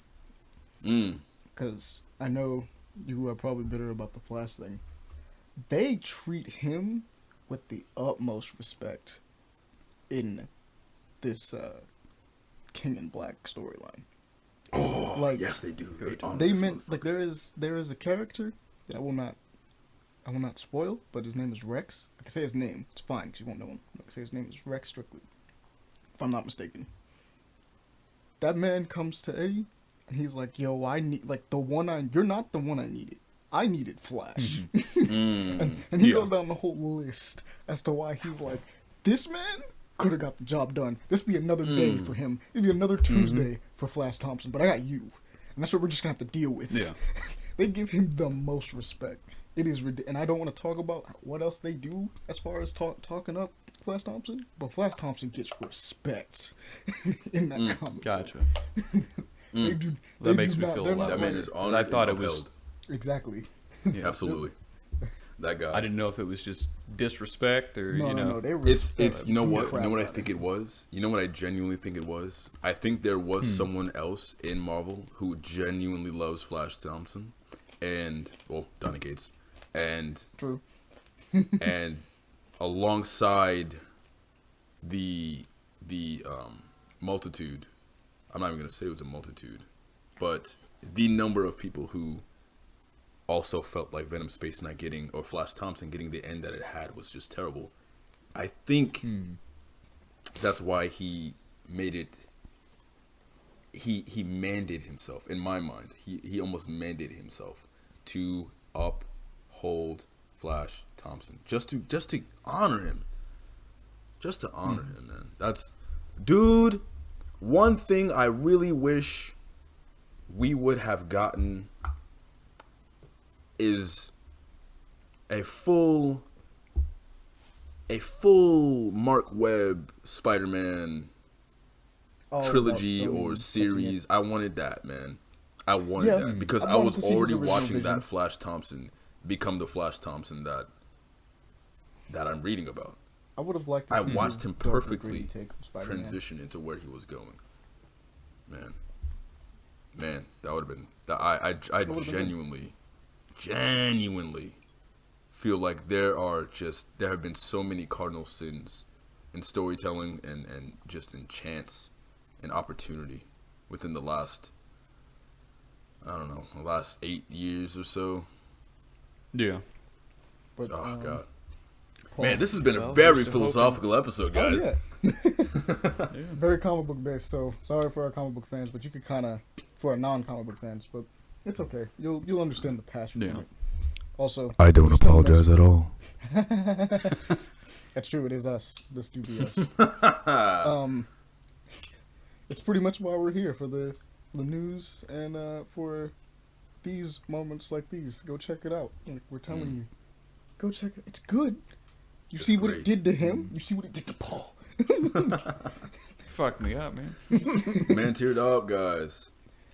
I don't even mind because I'm kind of like Churchill, you know. I'll admit it. Yeah, when I finished that, felt empty. I mean, y'all might have heard me sniffling. I cried a little bit. I was like, whoa, I didn't know I was holding on to that. You know what I mean? But now that you, There's something for you guys. Also, get that Just to out mess if you're with holding you. on to something. Yeah. but now that you've let it go, are you ready to start man, I the feel- thing that's been meant for you to read for so long now? I am. Now I go am. forth. I'll read Go it. forth and I'll read it the in new morning. Venom run. You will enjoy Yeah. it. I For promise the you. love of God. You know what?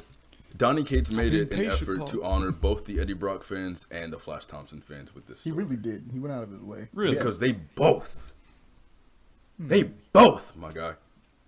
So freaking good. Because they like I said, both, he didn't dude. forget. Like, he didn't forget any of the stuff that happened beforehand. He took those into consideration. Do I spoil that? All right. No. No. He just loves them both. No. Goes out of his way. I mean, no. There's something I'm thinking about. Paul, what do you know about Captain Universe? Not much. Okay. Then in that case, no, there's nothing to spoil. No, shut up. I'm not going to say anything. There's nothing to spoil. But so check this. And I'm not saying that has anything to do with King and Black to our listeners. Oh, good point. I'm not saying that has anything to do with King and Black. Now, continue. What were you saying, Molly? Now we get into the news. The delicious Thank news. God. Yep. First one up is Blue Beetle's getting a movie. Let's go. Blue He's Beetle. getting a movie and a comic book. She's getting a movie and a comic book. Dude. Yes, it's a very comic book centric episode on me. I do not apologize, but I apologize. I don't Never apologize at all. apologize. We spoke of movies, we spoke of books, spoke of games, we're on comics. Yeah, true. We are the captain here. You are not. You're on the boat. You're along for the ride. Now enjoy. Exactly. There might be some rocky waters, but I am the captain now. I am the captain now. I'm the captain now.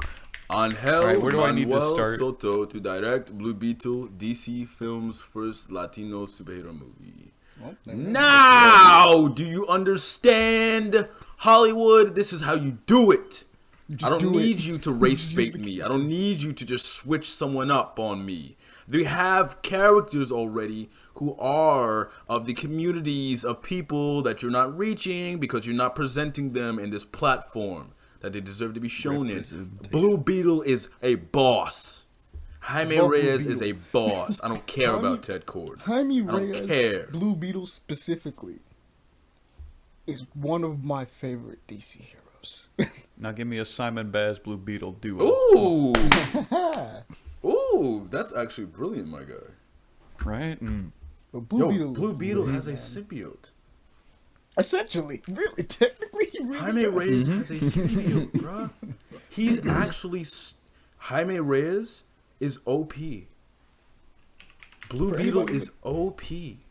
Doesn't know, I will say, if you really want a good introduction to Jaime Reyes Blue Beetle specifically, go watch Batman Brave and the Bold.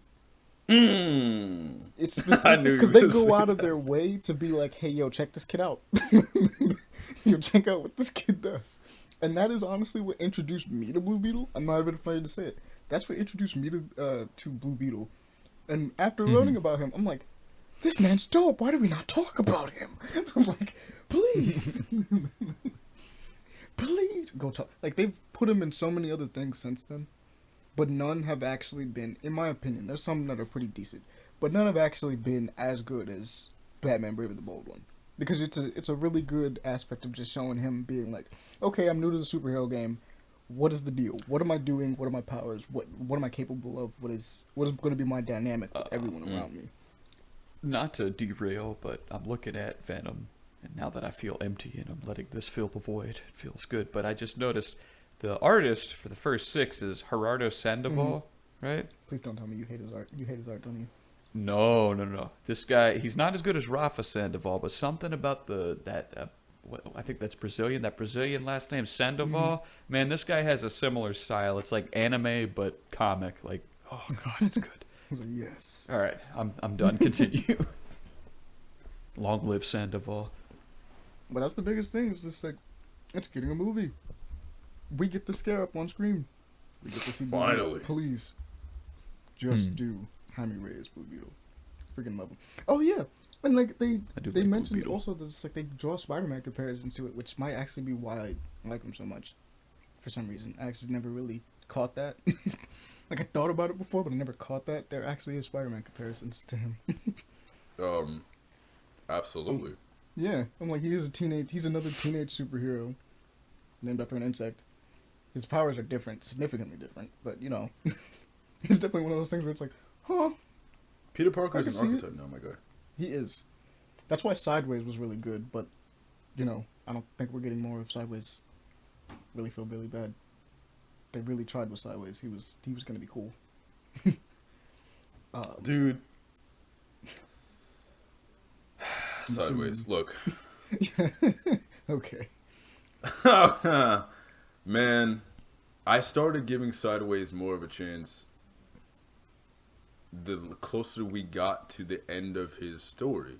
Before towards his comic getting canceled. He's cool. But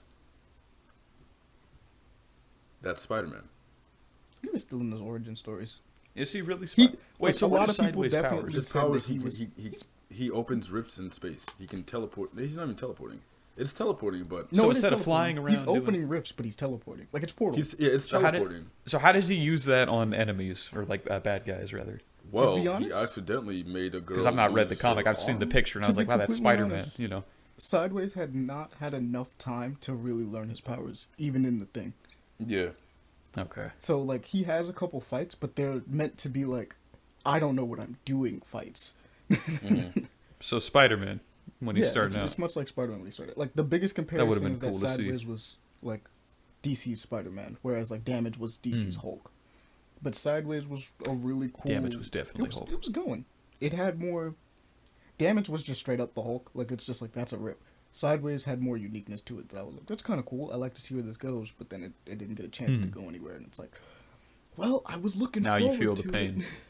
I couldn't get completely attached. I mean, I was attached to him, but like I was kind of. They didn't go far enough for me to be like, yay. It's just like a shame because it's like, well, now this character just exists out there, and I don't know what you guys are gonna do with him, but he's in DC. It's like he's out there. Is he gonna be on a book? Are you gonna throw him on the Teen Titans? Are you gonna do anything with him? I don't know, but next up, I hope they don't just leave him be. I hope not. He was actually really. There were some cool ones that came out of that. Him and Damage were probably the coolest things. Damage not really being the most original idea, but Sideways and Damage was probably the coolest things to come out of that. Next up is a film called Master, and this one looks interesting because once you take a look at it, keen eye fellows over here will notice that in this little trailer for it, this looks eerily similar to the art style found in Into the Spider-Verse. Oh wow! It looks. Yeah, dude. Watch this trailer. Yes. The following film has not been rated. Olivia, a young black woman endowed with superpowers, leads her family to what she sees as a better life. Bro, this is Spider-Verse. Only to realize that's not what she should be fighting for. Art style wise, it is.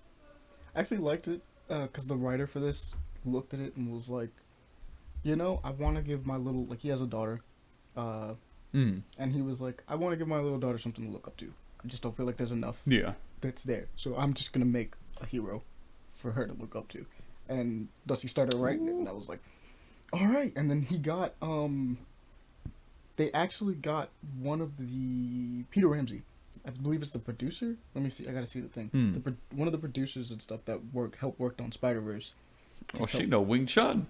Yes, Wing Chun's dope, man. I love Wing Chun. Is this going to be in theater? Well, never mind. We can't go see it. Not currently, God forbid. Yeah, co-director. Yeah, right here. Into the Spider-Verse's co-director, Peter Ramsey, was on board for the project. And it's done by Jamal Bradley. So Jamal Bradley is the one made, like, the director on the film. And co-director, Peter Ramsey jumped on. And he was also one of the people that did Spider-Verse. So hence why the movie looks the way it does. Nothing should be done in this style as far as I'm concerned. It's good. Did you see it already got... Oh, I'm dumb as hell. Never mind. Just ignore it. Keep talking. You keep talking. Did you look at the trailer that was there too? Well, under it, there's the Over the Moon movie like ad, and I thought it was this movie, and I was like, "Whoa, there's Golden Globe nominations already for this. What we gotta?" I was like, "No, it's not out yet." See this, and then no. But it's definitely something to keep an eye on. And I looked at it and was like, "This is cool. She got lightning powers, bro. If you like Static Shock, this is cool." It's like Static Shock, and she knows Wing Chun. Like. Also, I like her hair, man. It's what's the person from Apex Legends that I play as, Dre? I almost called her below that. Andre is the only one that would know that one, actually. I'm trying to remember what her name is. But she has like she uses the grenade launcher. Yeah, I was about to say she has a grenade launcher. Doesn't she put down? She does the shield strikes. Let me see. I don't know. No, I don't know about shield strikes. I think that's Gibraltar. Oh, maybe that is Gibraltar. Oh, aerial strike. Well, they both do. Yeah, it's she does hers, and he does his. I can't remember her name. But anyways, yeah, very similar hairstyle. And I was like, oh man, it's almost like her backstory. That's how I was conceptualizing it. Let me see. Character even looks similar, honestly. Like facial structure and everything. Watson, Nomad. Hell yeah, this is the illegitimate backstory of yeah. Nah, but this does look... I wish they gave me a proper list. This does look really good. Let me see. When's it come out? That's a good question. I think it's just being in develop. It's in development. It has a teaser. I don't think it has an official release date. Which is something. All I'm gonna say is that they started writing it in 2019. So yeah, it's definitely a thing that we got to keep our eyes out for. But I saw it initially, almost like this is really cool. We gotta look out for it. Where is it? Yeah, I've been watching this trailer. This is sick. Cool. But what was the name of the character from Apex? That Which has your character? hairstyle. Bangalore, right? There we go. Is that her name? It Yes. is Bangalore. Thank you. Yeah, I Bangalore. couldn't figure it out, and Just while came to trying to me. look for it, like, just didn't show up. Like she shows up on the poster art, but her name wouldn't show up. I'm like, man, I need you. Need you now. I don't know if you heard what I was saying, but Dre, that's to me the unofficial backstory of Bangalore, because like this chick looks just like her, man. Facial structure, hair, everything. Nice. It's just like her. Got the young Yeah, I hero like right that. here, man. You gotta inspire the youth. Yes, sir. But next up is this game called Lin Path of Orchards. This game looks well. One, it looks cute, but it also just looks beautiful. God, it's like It's a platformer. It's like a 2D platforming journey. with modern puzzle platformer with a fantastic, mysterious ancient world. You are in control of Aban, an exotic guardian of the nature. On her journey to Lost Sky Temple. It looks cool. Like I actually was looking at it, I'm like, you know what? I'm down for a good platformer, and its art style looks awesome. So if anybody's liking, God, that looks so peaceful. It very much has Journey vibes, where it's just like, Yeah. we're gonna do some things here and there that are a little, maybe a bit more difficult. I will say, her little scarf on her head, you know, like that thing is like I like the look of it as it flows. To be honest, It just like adds a little something. It adds a nice little flair. It's so clean. Or not scarf. Would that? Or maybe it's her hair. I don't know think if it's that's her hair. Could be both. her hair. I wouldn't be. I don't know if it was supposed to like represent a hijab or I might be getting the term wrong. I hope nobody. I know there's several variations and It's true. different names. I only know the one name, but yeah, like either way, is badass looking. You know what the architecture almost looks like? It's almost like it reminds me a little bit of that movie. Oh, God dang it! What is the movie? It's like a little girl and her family in like I think it's like Syria. Huh. What's it about? War torn, and he. It's a movie, you said? I can't remember. Yeah. Yeah, I'm talking about this movie. Anyways, the architecture is like in this one scene, or a few scenes rather. The father tells the girl this story of like, you know, like I think it's like maybe it's Afghanistan, but it's like I think it's like Afghan legends or something. Fucking, I watched it in a film class. I can't remember it, but anyways, the art style is similar to that. So like the art and the architectural design of these things to me kind of like it gives off like that Arabic vibe. You know, it's kind of really cool though. I do like it. God, it took me like fucking 5 minutes to say that. No, you're fine, because it's like I'm thinking about how it actually is, and you're like not inherently wrong. Like it's pretty on point. Plus, it looks like it's beautiful looking, man. Just go check it out. Like it's cool. We support the indie games over here. Why not? Oh yeah. But next up is this project. You guys can look. It's called Project Kato. Project Kato looks nice. And it's funny that all of these games are coming out after the death of Anthem. It's really unfortunate. But at the same time, we get cool things. Ooh. People are doing cool things. People are doing cool things. Oh my god. That frame rate drip. Yeah, it's a project. It's being worked on. I know. But it's a third-person shooter. Well, it's actually Ray like an tracing. action game more so than anything. It's not inherently. It has melee combat and everything too, so it's kind of cool. Mm-hmm. But they have a huge parkour system going on that looks kind of nice. You're playing as a robot. There's so little games Very that you play as smooth. robots. Detroit Become Human. Yeah, but you got to be a cool robot, not just like a boring one. I like Detroit Become Human. Really good story, but you know. I know what you mean. Yeah, they weren't running around doing flips, and Yeah, they're not doing everything they could to be a robot. they were very human. Because yeah, It's like it's not bad because like the story dictates that it's better that it's that way anyway. But look at this. Well, you get This man is teleportation deflecting and bullets ninja things. swords. What's he fighting? Other robots. Oh, their assets aren't done. Those were just mannequins, I think. Oh yeah, it's still in the Oh, works. Assassin's but Creed climbing. They're going. Yeah. Isn't that crazy that, like, Assassin's Creed started, like, this whole, like, parkour climbing thing, and now, like, it's kind of standard in most games nowadays? Oh yeah. Or not most, but... It's it's sort of the mark of a badass character that you want to play nowadays. Yeah. Your character is going to be twirling and flipping and climbing and wall running throughout the city while you quickly dispatch in brutal ways or in a stealthy way. It's like... Or with the quickness. Yeah. Efficiency. That's what people want now. And it's not wrong. This looks awesome. Like, it has a, like I said, cool This parkour looks system. super cool. Melee combat out the wazoo. It looks nice. This man's got a sword that he's deflecting bullets with. He's got a sword. He's got a sword. Quite badass. It's like, and it's supposed to be a dystopian cyberpunk future, which, I mean, let's be real, like, you can sign me up. Like, you showed me everything I needed to know to be like, all right, I'm watching. You could have the worst story ever as long as the aesthetic looks good with Cyberpunk. Money, Look, you know? if the aesthetic and the gameplay look wild, I'm like, all right, your story could actually be utter garbage. I don't care. This game is awesome. It could be trash, but this game is still. But I'm going to let you guys watch a little bit more before I throw up another trailer, because I know this thing is like 8 minutes long, but it does a pretty good job at showing you everything you need. So you can either do like a quick skip through or whatever. 'Cause that looks wild.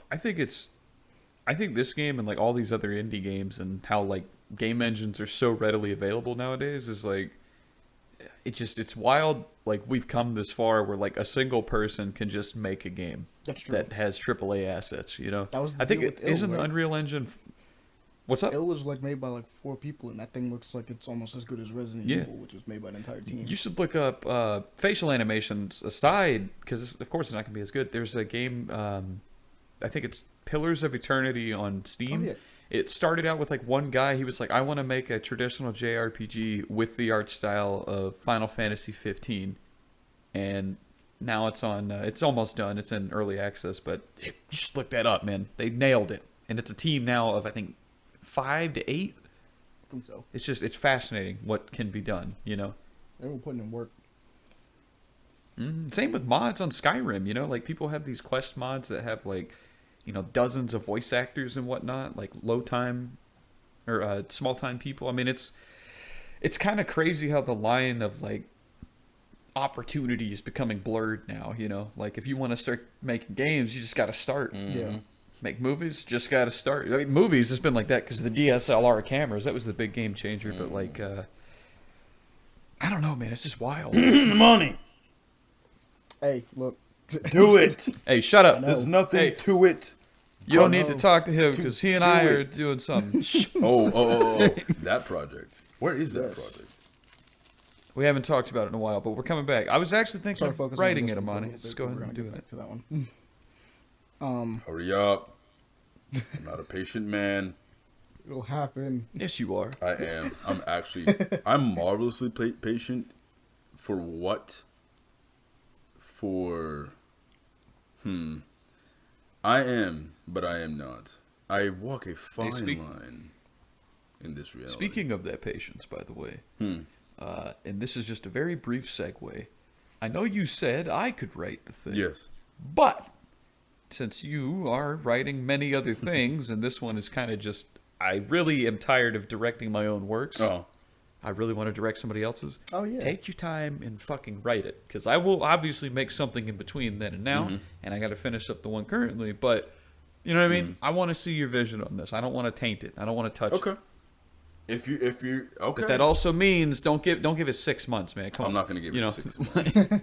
I know. I'm just, you know what I'm saying. It's like, Hopefully, if you're willing to be patient, hopefully we can turn out something a little bit nuttier than what I was gonna do then. Because I'm not gonna say I was rushing, but I was trying to get it out. yeah. You know, Don't. I mean, that's what TV writers do, and I don't want to do that. That makes me. Nah, tired. man. Take your time with it. Make it right, and I'll direct it. I'm not gonna say that's what TV writers do. Don't cancel me. Nah, Not all Cucks. TV writers. that's true. It's Some of okay. them do really got good plans thought out, and then unfortunately, yeah, things happen. Or fortunately, because I just knew. Mhm. But next up, Genshin Impact getting a new character. Check her out. Oh, She looks sure. cool. She reminds me of she's Hu Tao coming to Genshin has she's a spear user. We're getting another spear user, which is both dope and kind of okay. If you've been looking for a pyro character, she's out. Especially if you're a Genshin Impact fan. She's got kind of the... Wait, did you just... I can mimic these guys day and night. She has this, I want to say goth aesthetic.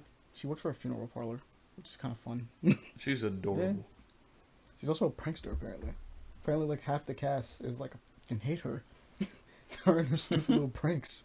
I'm like, alright. Interesting. Some will say adorable, like me. Others will say lolly waifu. This world is crazy. She doesn't actually count as a lolly. Because they have lolly characters in that game, and they have a different stature.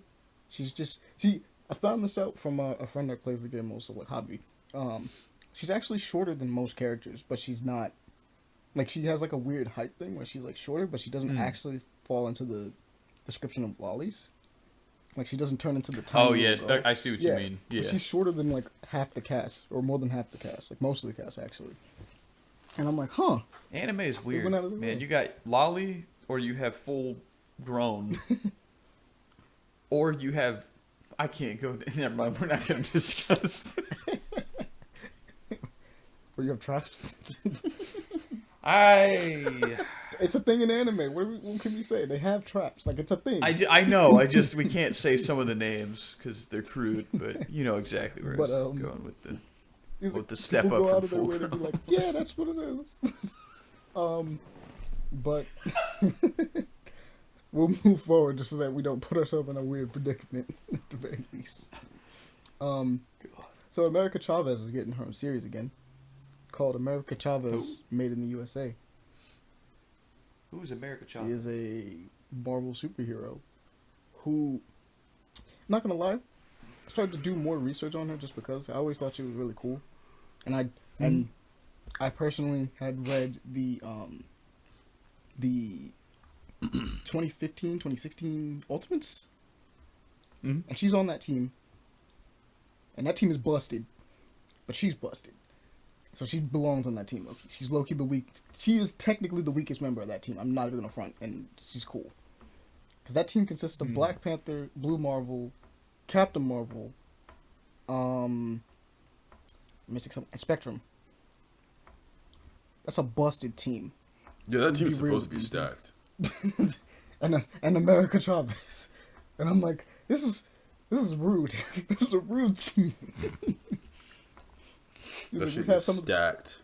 But basic deal with her is she is a Latin American superhero who comes from a different dimension. She actually comes from, I can't remember the name of the dimension. It's like a weird version of Marvel's universe. She specifically comes from there, and she ran from her she was supposed to be doing over there to come to these other places. She basically ran from her destiny, and then while running from her destiny, she ultimately decided I feel that. to kind of help people. She realized that she could do more for the people around her rather than just running away. So now she's becoming more of who she is.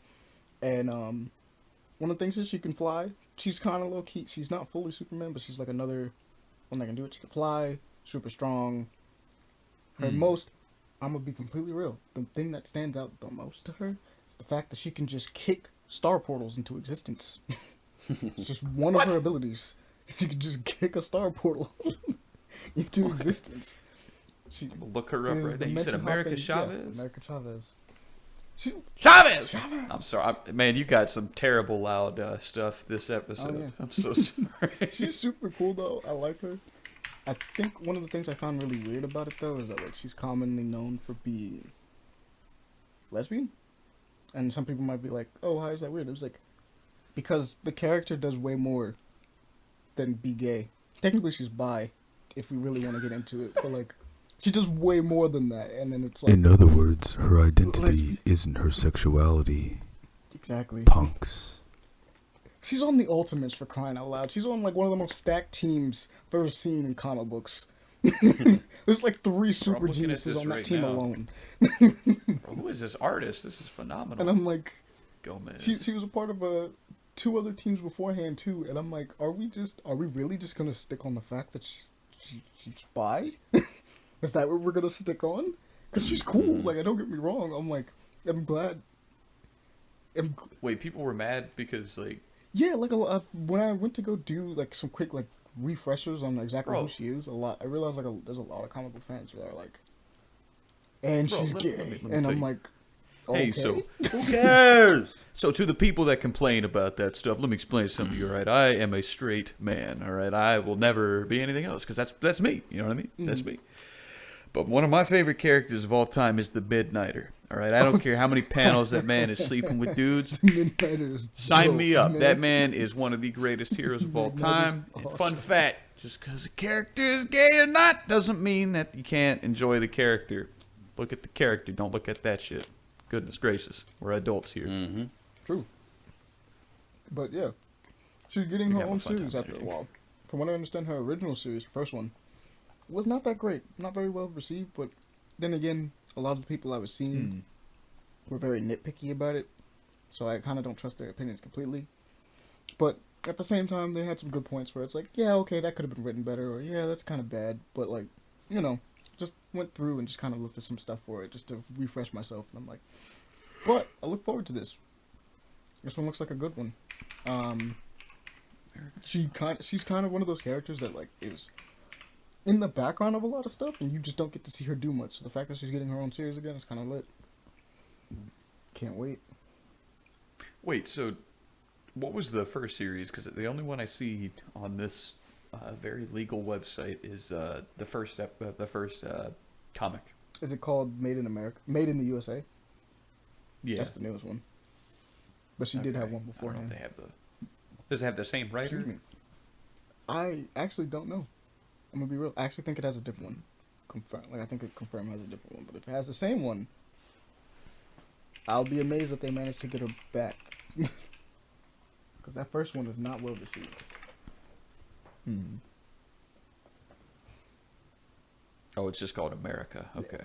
Yeah, the first one is just called America, and then this one is called America Chavez, Made in the USA. That reminds me of the Lupe Fiasco song. Made Oh, in the dude, USA. that's the first thing I thought of. I was like, is that a reference to that? Right. Please read. Because the whole second verse, Made in the USA. what that's about. In the USA. Bad little bitch from Miami. Bad little bitch. If you haven't checked out Lupe Fiasco, go check him out. If you want to see more about America Chavez, go check her out. That's another rant for another day for me. Go check her out Drogas. as well. But next up, because we might as well move forward. Lupe. This one's dope. We got a new Alien game. I am optimistic and also skeptical about this game. Nothing is wrong with it. Is this a... Nothing from what I am seeing is wrong with it. But the last game we had in this form... Was Colonial Marines? No. Isolation. No, Isolation... Well, Isolation is its own thing.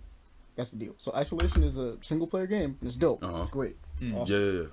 But the last game we got that was a co-op shooter that involved us fighting aliens. It was Colonial Marines. Yeah. That's why I'm like, ugh. Colonial Well, Marines was... How did we get... Colonial Marines was... A travesty. dog shit. How did we get alien? Guess we can say How did we get Aliens versus Predator?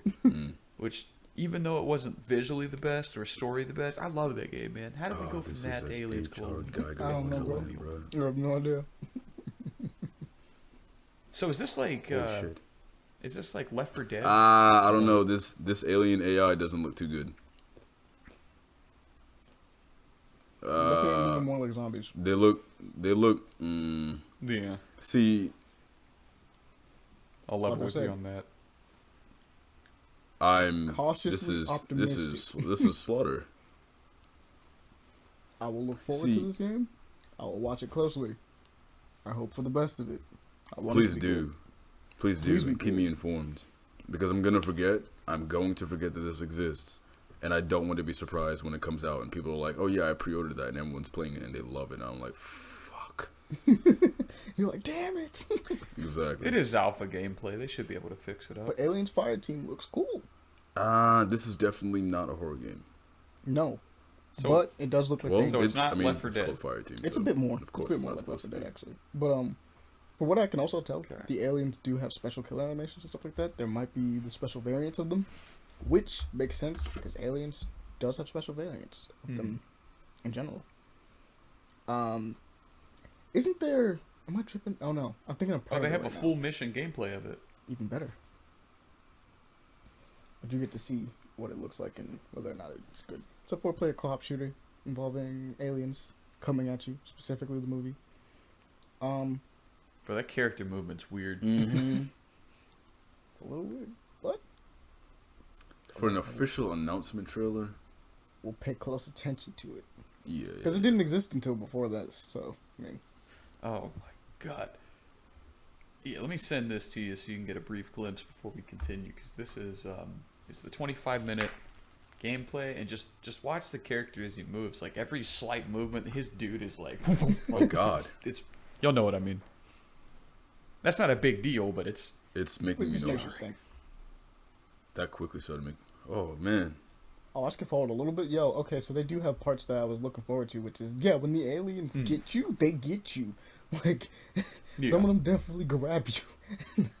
Oh yeah, the kill animations. Yeah, my bad. I kind Yeah, of some of the kill animations talked are through really that. Yeah. Which I'm kind of glad that they're doing that because, like, let's be real. Like, if you didn't care, you wouldn't put it in. You would just have it slash you and you die, but you cared, so you took the time to be like, yeah, they attack you, and do what aliens do. What the xenomorph does, it does it. It kind of looks like not a AAA game, but like a or a AA Well, game. yeah, you that's know? not a bad. Like, it's Looks double A good. games need to come back. It's got money behind it. Maybe it's a little less expensive. I actually kind of hope it doesn't come out for a full $60, but at the same time, I don't know what they have planned for it because they could have a full campaign and everything. So I don't know, but it looks cool.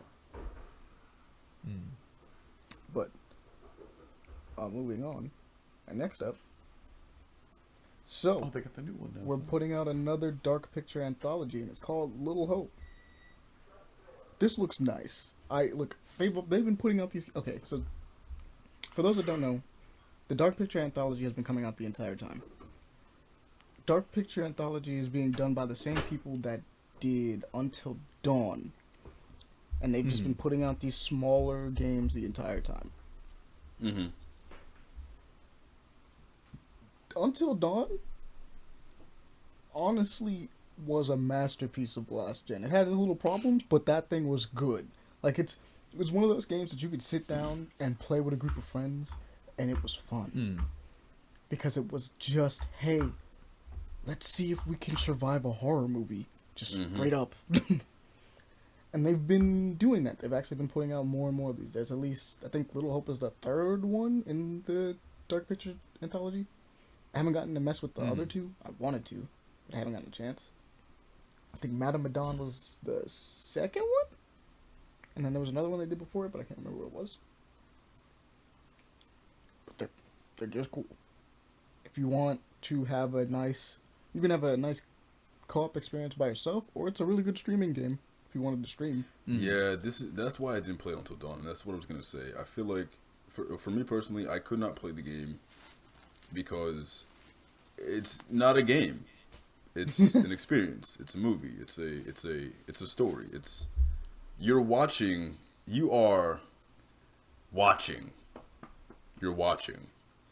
True. And that's the point, in my opinion, or at least as far as I saw it. And because I wasn't playing with anybody and I wasn't streaming, and like specifically for those two reasons, I quickly found, like, it's not like Resident Evil 7 where it's just like, Yeah. I don't care who's watching, I'm playing this game.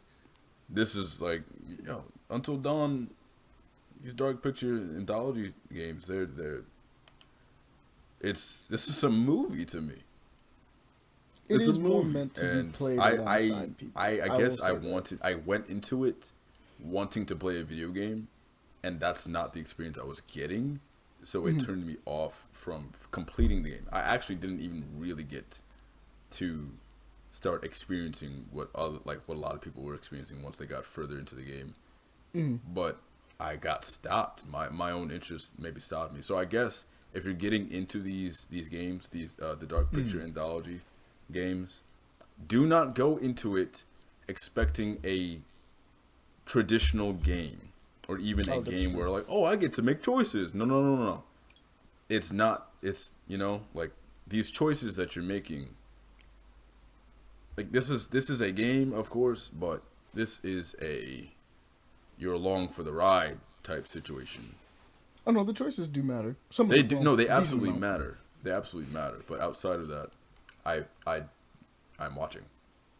That's true. I mean, you do move the character. You move the character and you're doing stuff. You have to run. Obviously, I just see these games as more. It's weird to describe them as experiences because I don't know how to describe them. No, you're not wrong. I would actually say experiences is a good way of describing them, because it's not like inherently it has gameplay, but like they are you doing things in an environment, so to speak. Right. But the events will play out, not inherently regardless of what you do, but like. Things will happen because they will happen, and you have like little to no input on it. So like, if a dude comes out and is like, "I'm gonna kill you," if the game doesn't give you the option to punch him, you're not gonna be able to at least even experiment with the idea of punching.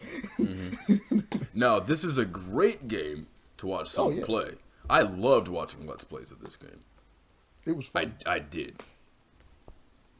So if you're like me when it comes to video games. I'm also the kind of guy who I don't play strategy games as much because I like to be on the ground doing the shit. You know what I'm saying? So, that being said, it's such a cool story, and the atmosphere of these games, they're really cool, man. The performances of the people, these are actors. They are. These are actors, bro. They are actors in a video game. Yeah. Acting. Yeah. For you. You're like, really? And I'm not gonna say that took me out of the experience because I'm like, yeah, dude, I'm watching a movie. But for watching the game and watching YouTubers and Twitch streamers and whatnot play the game and have their interactions with the game and just how they reacted to stuff, man, it was wildly entertaining. So you might be one of those people, but if you're not, play these games. Play these games. Amani, I think, there was never a time that you and Leon came to my house to play that, did you? We played PT. It was PT, that's what it was, okay. And we should have did this game too. Right, if I had the opportunity, I definitely would have had us do this. That would have been so Until Dawn would be good. In fact, when this is all over, when all is back to normal, we should probably go through and do that one. Because I know Pele wanted us to do Madame Dawn, but we didn't get the chance for Halloween. Right. Mm-hmm. I've never actually played Until Dawn. It's a good one. I need to. It's fun. You should. So yeah, we gotta do it then. We gotta because I've played through it. You should have the sticks. If that's the case, then once this is all over, we gotta get together and just play through Until Dawn. And maybe Madame Dawn. I know. Whatever, because I know. I know Jahoyce loves that game. It's very good. But next up, because we're talking about movie style stuff, Sony is removing the movie section from their store.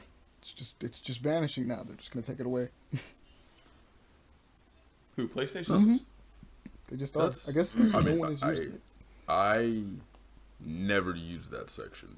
So I'm one of the people who they may be taking this game or that part of it. Oh no, you do. They did come out and say that if you are losing it, you will keep all the movies and your purchases that you made. So you can still use the stuff. But that part of the section of the store is just disappearing. They do actually own Voodoo. Sony owns Voodoo Movies, so I'm imagining they're just going to downsize and put everything. That would make the most sense. Because and I use Voodoo, and it's very. They noticed that most users pretty much just have Netflix or Crunchyroll or something of that nature. So they're like, I mean, people are watching the stuff on there. They're not watching it through us. So, bye movie section of PlayStation. Bye. Mm. You were always kind of cool, but in the way at the same time. Yeah. I liked it. Did that one Yeah. cool thing with Into the Spider-Verse where if you got the movie, you got a skin in the game, but you know. Bye. That was kind of cool, but I guess. Next up, though, speaking of glitches and things that should stay, actually, Mm-hmm. Destiny 2 now has a 12-player raid glitch that's in it. So the raids in Destiny are always like 6 players. There's a glitch that can get 2 fire teams to join together, and people are wilding out about it. They're just having dumb fun doing raids with have that double option. the people. Mm-hmm. They should have that People option are- now. that's You the know, thing. like or the Bungie should look at that. People are having so much fun and tweeting out about it and being like, "Yay, Mhm. Bungie just leave this in." That it's very possible, very likely, that Bungie will look at this and say, "Okay, 12-player raids." It's very possible that they'll be like, "We'll Good. allow it. We'll just allow a big scale raid." If they do that, which it most likely is going to be because they're no longer under Activision's thumb and they're their own company now, Yeah. as far as making Destiny Mhm. goes, they could do it. We could get 12-player raids in Destiny, and I'm down. Yeah. Just give players a setting where it's like you get a 6-player raid or a 12-player or an 8-player or 4. You know, give them options. Oh, that's true. Well, actually, the 4-player always raid good. would probably not work because they have dungeons in the game, and dungeons actually Mm. work. Yeah, dungeons got added, and dungeons are essentially a 3-player raid, straight up. Like it's really okay. cool how they did it, but they made a because strikes were like, oh yeah, you did a strike and it's a mission. It's just a long Mm. mission. You had nightfalls that like had a bit more difficulty, but the dungeons were added, and it's like no, it's a mini raid. It's a mini raid for 3 people, and I'm like, oh okay, that's cool. So the option of being like, so can we get a 12-player raid for 12 people? I was like, all right, Bungie, the ball's in your court now. What you gonna do? What you gonna do, man? But next up is it's actually a movie trailer. We haven't talked enough about some movies. I mean, yes and no. But it's called Voyager. And I'm upset because I was supposed to put that it was from the creators of something in particular. And in my notes, I forgot it. And I'm looking at it. And as I'm looking at it, it's starting to come back to me, but I'm still don't know. Oh, I know what it was.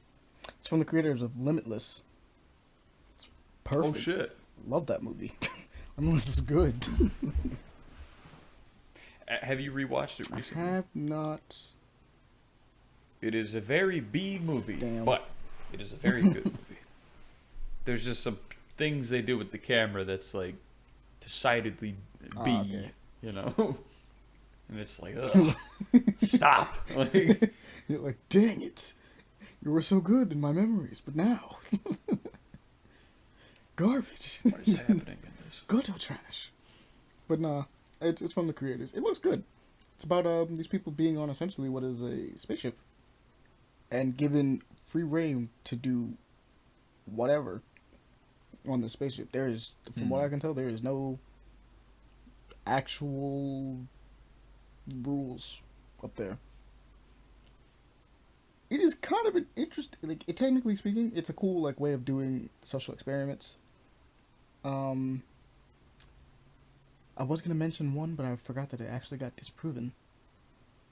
It was false, because it was the what was it called? I'm trying to think. It's the one where you had certain people be in charge, and certain people be like lesser than, quote unquote.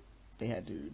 It was the prisoner experiment. I think it was actually called the prisoner experiment, where it was Yeah. you had the people that were technically the inmates and the people that were technically the guards, and how that one. It got disproven though. Doesn't actually work. It's not inherently a good basis for how humanity naturally functions. It's both unfortunate. It bums me out because I'm like, that actually sounded like a really good experiment, and now we actually can't do it anymore because you decided to screw it up, sir. I know how you managed to do it because he gave them instructions to be assholes, which then makes me go like, you can't instruct them. You gotta let them just do it. If they be assholes, then that's how it works. But if they don't, then it's like, man, look at that. The experiment is more about when you give certain people power over others, they naturally abuse that power and fall into this. The experiment was more about, hey, we have been assigning men and women a certain level of authority and mental and atomic control over a large number of people. A large number of people who cannot do anything about it. What will these individuals do? Mm-hmm. Because they're trained to act a certain way.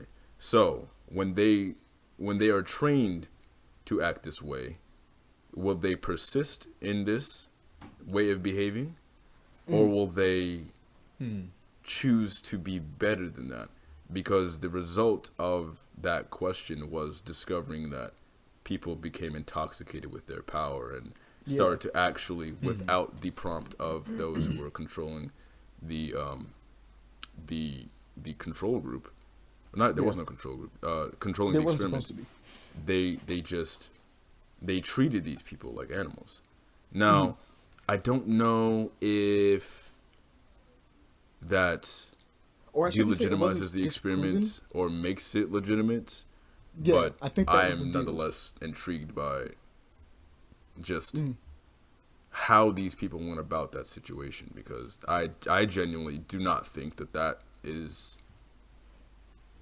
I don't know. I can't say. I shouldn't say it was disproven, but the experiment had to be thrown out because active instructions were given to them to be more violent and things of that nature. Like they could giving them that push to be like, you can be more violent, you can do more things if you wanted to, you can get away with any of it. But if someone's not whispering in your ear, it kind of invalidates the experiment, because someone is whispering in your ear for you to do bad things as opposed to you coming to the conclusion yourself to do bad things. So it's like you can't whisper in their ear telling them to do stuff in an experiment like this, because the idea is to see whether or not power corrupts. And like, so the entire point of the experiment is just, let them live, let them do as they would, and if they don't, they don't. If they do, they do. But if you're nudging them in a certain direction, then you're messing up the experiment. But that's kind of what Voyager's kind of about, a little bit. It's got that very same premise, where it's just people are living on this place with no inherent authority, and thus a system will obviously be created, just because there is no inherent authority. And just seeing how that plays out, and it's kind of interesting. You guys got through the trailer, saw that it's like it starts to get darker near the end. People are doing stuff, and things are getting crazier. Yeah. So what starts off as initially like a party utopia kind of takes a turn. Oh, naturally. My thing, I thought for sure that was going to be rated R based on everything they showed, and then it was like PG-13. I was like, what? Yeah, it's very hard to get a rated R rating in the industry now. That's true. Which is odd, because I feel like some of these movies don't need to be PG-13, they need to be R. Some of these movies don't need to be PG-13, some of these movies do not need to be R, but if you allow someone to give you an R rating, or if you allow someone an R rating... Video's not there, it didn't go through. No, it's, the video's no longer available due to copyright claim by Microsoft. What was the game? Oh, Microsoft, you suck. Okay, so check it. I'm going to see if I can find it. But it's a technology thing called Microsoft Mesh. And all I got to say is, Microsoft, you better not be lying to me, bro. If you're lying to me about us having holograms, I'll fight you.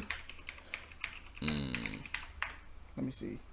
I'm mad they really copyright... If you just type it in, it's right there. Yeah. I'm mad they copyright claimed this video, though. Of IGN. Like, that's where I found it. Additionally, I'm gonna be real. I found it on IGN. I'm like, oh, that's a cool one. That's weird. And it was like, IGN, how dare you spread our news? Okay. Don't tell me we're getting holograms, bro. That's what I'm saying. That's so cool, but also, like, I've seen too much sci-fi for any of this to make me happy. He was like, no. Don't you lie to me. Same with like Bill Gates talking about how we should go like 100% synthetic beef, and I'm like, I don't know about that one. I don't know about that one, But Chief. the deal with it is it reminds me a ton, specifically how it's working in these trailers and stuff like that. If I gotta relate it back to something science fictional for people to understand a little bit. The first Iron Man movie, and how he moves throughout all of his like workshop and uses everything in his like environment. Like, he's picking up holograms, stuff like that, and moving it around, moving parts around of his armor just to kind of get an idea. They're doing that in this. And if this is the case, and it's almost kind of perfect, because considering the current time, kind of perfect for people to be able to sit at home and work in this manner with other people. Bro. It's like, you know what this is? I'm like, yo.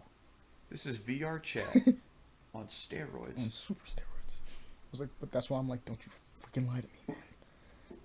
Excuse you me. do this to me. This looks freaking cool.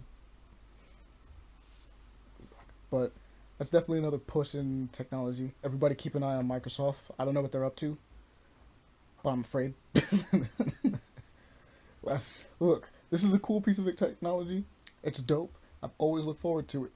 Once again, I will refer to an earlier show where we talked about how Microsoft got the patent to be able to revive dead people via AI. I'm not going to say anything about this Microsoft Mesh thing. All I'm going to say is you all need to be very, very, very, very, very concerned. You all need to be very fucking concerned. I don't care what you say. I don't care what conspiracy theorists. I don't care how many times you call somebody a conspiracy theorist. You all need to be fucking careful. I feel you need to be careful. I'm not even inherently thinking they're going to do something wrong with it, but it's definitely one of those things where you look at it and you're like, Wait, Dre, you said to be careful about what the holograms. We need to be careful about this technology. Like I said, man, too many sci-fi movies for me, you know? I feel you. But 5 years later, 10,000 people can't log out of their fucking Microsoft meshes. Oh God! I mean, look at what phones do to people now. How they can't get off them. Like, what is that going to do? Listen, you know, this technology is coming here at the perfect time for people to be trapped. I'm not saying trapped literally. I'm not saying SAO trapped, but I'm saying you got. Oh, fuck it. I'm not going to say anything anymore about this. Just be careful. Have fun, guys. Just genuinely be careful. a basketball game? That's cool. Yeah, I was about to say, on a lighter note. On a slightly lighter note, we're going to, What the fuck? It's called Ultimate Rivals the Court. Ultimate Rivals the Court? Bro, it has every major sporting title. What the? NBA, WNBA, NHL, NHLPA. What is that? MLB players, MLB, NFLPA, USWNT players. Like, good God. Is, yo, if you like NBA Jam, I'm so happy for this because, Jesus, I'm so... Look, one thing I'm going to say right now, I'm just point this out. I hate sports games. I hate modern, realistic sports games, and I'm sorry. He called it an airstrike. But I hate them. Because part of me is just like, I'd rather just go out inside and play the sport. But you give me a sports game, that's the deal. I'll only get into sports games. If you give me a sports game where I get to do backflips into a dunk that catches on fire, I'm down. Yeah. If I get to play as a baseball player and hit the ball into the net with a baseball or a hockey stick, absolutely. Exactly. You take sports to the nth degree and just be like, we're having fun with it. Go wild. I'm down. And that's what this game is.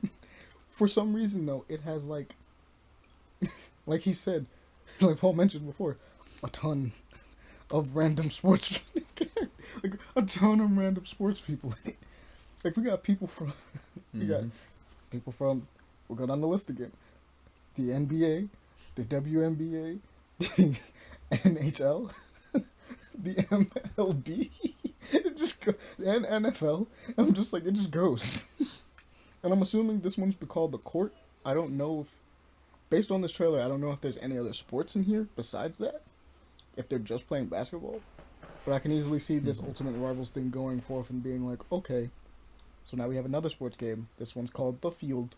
And now we're playing baseball. Or we're playing football. Or something of that nature. So, I can see that going in that direction. But I look forward to this. It looks fun.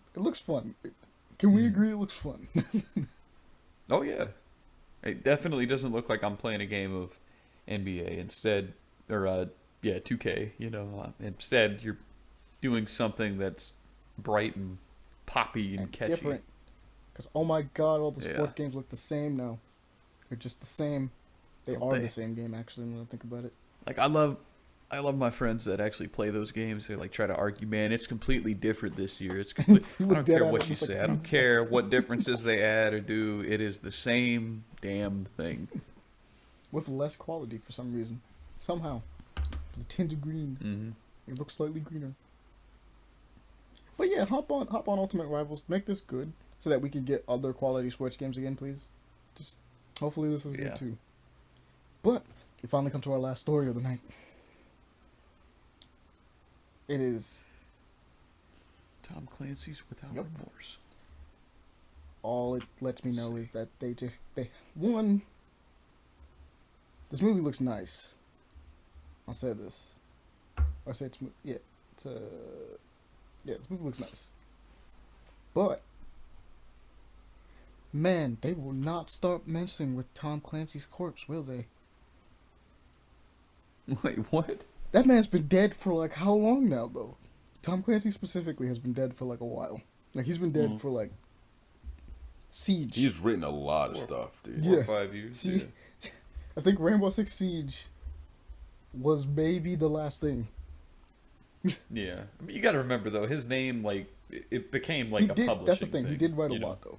So like, for movies and stuff like that, I obviously feel like they probably have some book or something it's based off of, or something of that nature. He wrote a lot. I'm not gonna say that Tom Clancy put in work. Oh my God, Tom He Clancy did, put man. in work. And it was all good shit too. And with video games, it's If you ever want to read a good one, Rainbow Six. in the video Jack games, we know Ryan so series, much the the branding. Campus series, the John Clark series, his Op Jack Center Ryan? universe, his Net Force universe, the Net Force relaunch, the Net Force Explorers universe, That the man went Splinter in. Cell universe, the Ghost Recon universe, the End Yep. War universe, the Hawks Yep. universe, the Yep. Division universe, the Yep. comic books, the Yes. guided tour, the nonfiction stuff. Yep. Tom Clancy didn't stop. He never stops. He started in 1984 and, And didn't once- stop till he died. Dude, and once Ubisoft realized they could make games based on his worlds, boom. They were in the market for modern It shooters was and over. whatnot. They will never. More Tom Clancy games will This continue actually to looks come like a out, pretty- despite Yes, him not having this movie anything to does do look with them good, anymore. but this movie also confirms with me that Marvel is absolutely about to cash in on Michael B. Jordan. Because they're already looking for a Michael B. Jordan, John Boyega type to play a character that we don't know about in Captain Marvel 2. So it's going to be Blue Marvel. But if they can cash in on him with this multiverse, they will. They will make that man Blue Marvel. They'll do I it. would be. They'll do it. Before we come, Oh, yes, Paul. Oh, whoa. Yes! Before we come to our The close, Green Knight. Amani, Oh, yeah. go watch Did we that not trailer. talk about this? Yeah. It has not come out yet because of COVID. I think it's finally coming out this year, but dude, I'm seeing this in theaters. It will be in I theaters thought if we it's in talked theaters. about I'm this. seeing I wanna in see theaters. this. But yeah, this looks good. The Green Knight. bro, his Looks last good. movie, what's it? A Ghost Story. I don't know if you've watched it. Movie was made on $300,000 budget. Very artistic, but man, is it good! This guy can make good movies. Very artsy movies. What's his name again? I can't remember his damn name. As a big lover of Arthurian legend, this movie, Yeah. The Green Knight with Dev Patel and Alicia Vikander. If y'all want a really good, like medieval war movie, The King on Netflix. Look at this Timothy cinematography. Chalamet. It is very classic in how they did it. You know, like we don't make big war movies anymore without all the big CGI Yes. and whatnot. Well, they did it. I'll bet. And man, I haven't watched The Outlaw King. I've heard they do it too, but The King is very good. I cannot Sounds like wait. Gonna have to check that out. God, this movie's gonna be so good. For those that don't know, The Green Knight looks so good. God, I cannot wait for this movie. The Green Knight is a really good. Was it? Who wrote The Green Knight again? I almost said Shakespeare, but I'm like, that's before him for sure. The Green Knight is Arthurian legend. Arthurian King legend, Arthur type shit. specifically. King Arthur shit. Like, the story is about Gawain and the Green Knight. Green Knight, One yeah. of Arthur's knights who took it upon himself Had to read about this in class. to It's dope. be challenged. Not took it upon himself. He was the only knight in Arthur's court, who stood up to the challenge of the Green Knight, and after standing up to the challenge of the Green Knight, it is a year later he will have to stand up to that same challenge, but on the reverse, and it is really, it's like but what's at stake is his life. Like it's basically, so you will die in a year. Yeah. It's a death sentence, essentially. It's a death sentence, and that movie looks bad. I haven't gotten any good Arthurian lore in a while. It's like a good in a while, bro. Wasn't there one I that know came out that was literally... Guy Ritchie, is that his name? That did Legend of the Sword. I think it was, yeah, I was going to say The guy who did he does Kingsman. His I heard it was okay. yeah, it was. I watched it. I watched it a few times. He tried something. It didn't. His It best. didn't. It didn't do as well as I would have hoped, because it's making King Arthur a superhero. like that's cool stuff. But I just love who's directing this movie. Making Who's King doing Arthur a this? superhero. Wait! It's not He's Ari not a Aster. That guy superhero. did. Ari Aster did Hereditary and This is Midsummer. cool. What the hell is his Oh name? man, why don't? Oh, you know what I'm getting tired of? And I think you guys can level with me on this. I'm really tired of seeing trailers for movies that aren't coming out for like 2 years. Like the new Batman's coming out in 2022, but we got the trailer last year. It's like, bro, that's like Batman v Superman. We were getting trailers in 2013. The movie didn't come out Same until thing happened with supposed to be Into out the this year, Spider-Verse. I but- distinctly remember watching that first one over and over and over again for like Oh a year. god, dude. Oh god. And then they released the rest of What it. was that first one? Dum. Spider-Verse trailer. Was it Yeah, the teaser trailer? The Yes. first one where we had no idea what the story was going to be. With Was I that really- movie is that trailer, they put together that trailer with as Oh yeah, it came out like a whole year God, before. What is his name? Matt Reeves. He said that is less than 25% of the movie, and that trailer is perfect. This is coming from a guy Yeah. who was very tired of Batman. I want this movie now. In fact, I want to be in Matt Reeves' remember this trailer. Batman universe. Oh my god, this trailer was so good. Oh yeah, you're looking That back movie, at I the don't Spider-Verse give- trailer? I don't- Yes.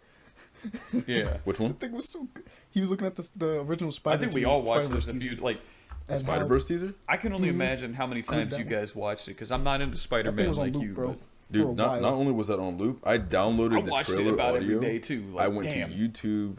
Hold on, what is the YouTube downloader? Which one? Well, there's always another one. But I downloaded I downloaded it as an MP3 file, the trailer, right? And I just listened to it. Actually, not only did I do that, but while I'm at work, while I was at the Put my Fresh background Market, for a dude. minute. Yeah. No, was I at the Fresh Market at the time? Wherever I was working, I was just listening to the trailer in my ear.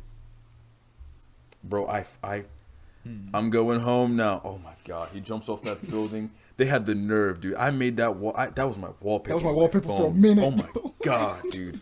Oh my That was literally god. the background of my entire computer for a while.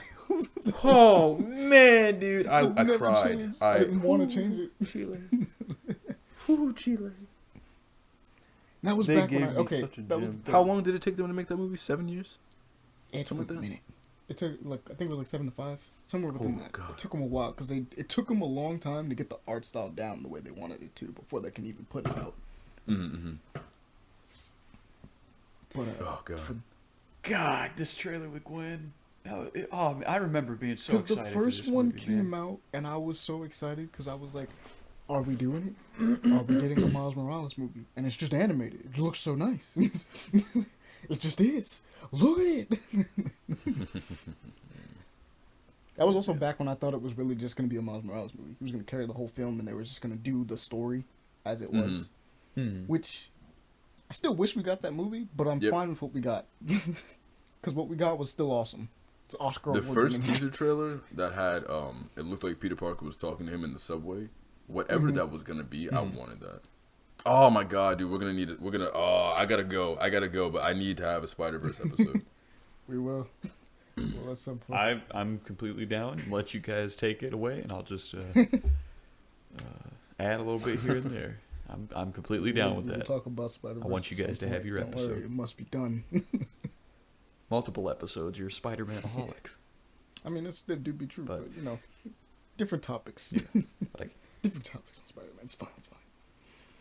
I was like, but I'm gonna say that does it for this podcast. So, basically, closing statements of everyone saying bye. Right. Goodbye, guys. I'm gonna get dinner now. I'm gonna eat. He's gonna do food. feel that. Thank Goodbye, you everybody. for coming by again. Appreciate you. problem. Hope you learned something. Remember, guys, you can catch us at Paperplay Action, or specifically at our Twitter at @paper_action. Follow us there, find out more. You can join our Patreon as well. It helps supports the show, and like we said, everything 20% goes to a different charity pretty much every week.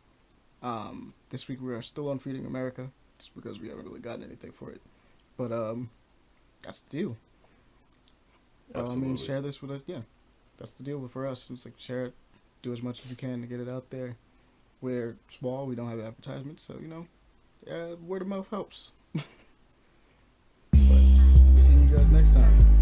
Paperplay Action. Absolutely.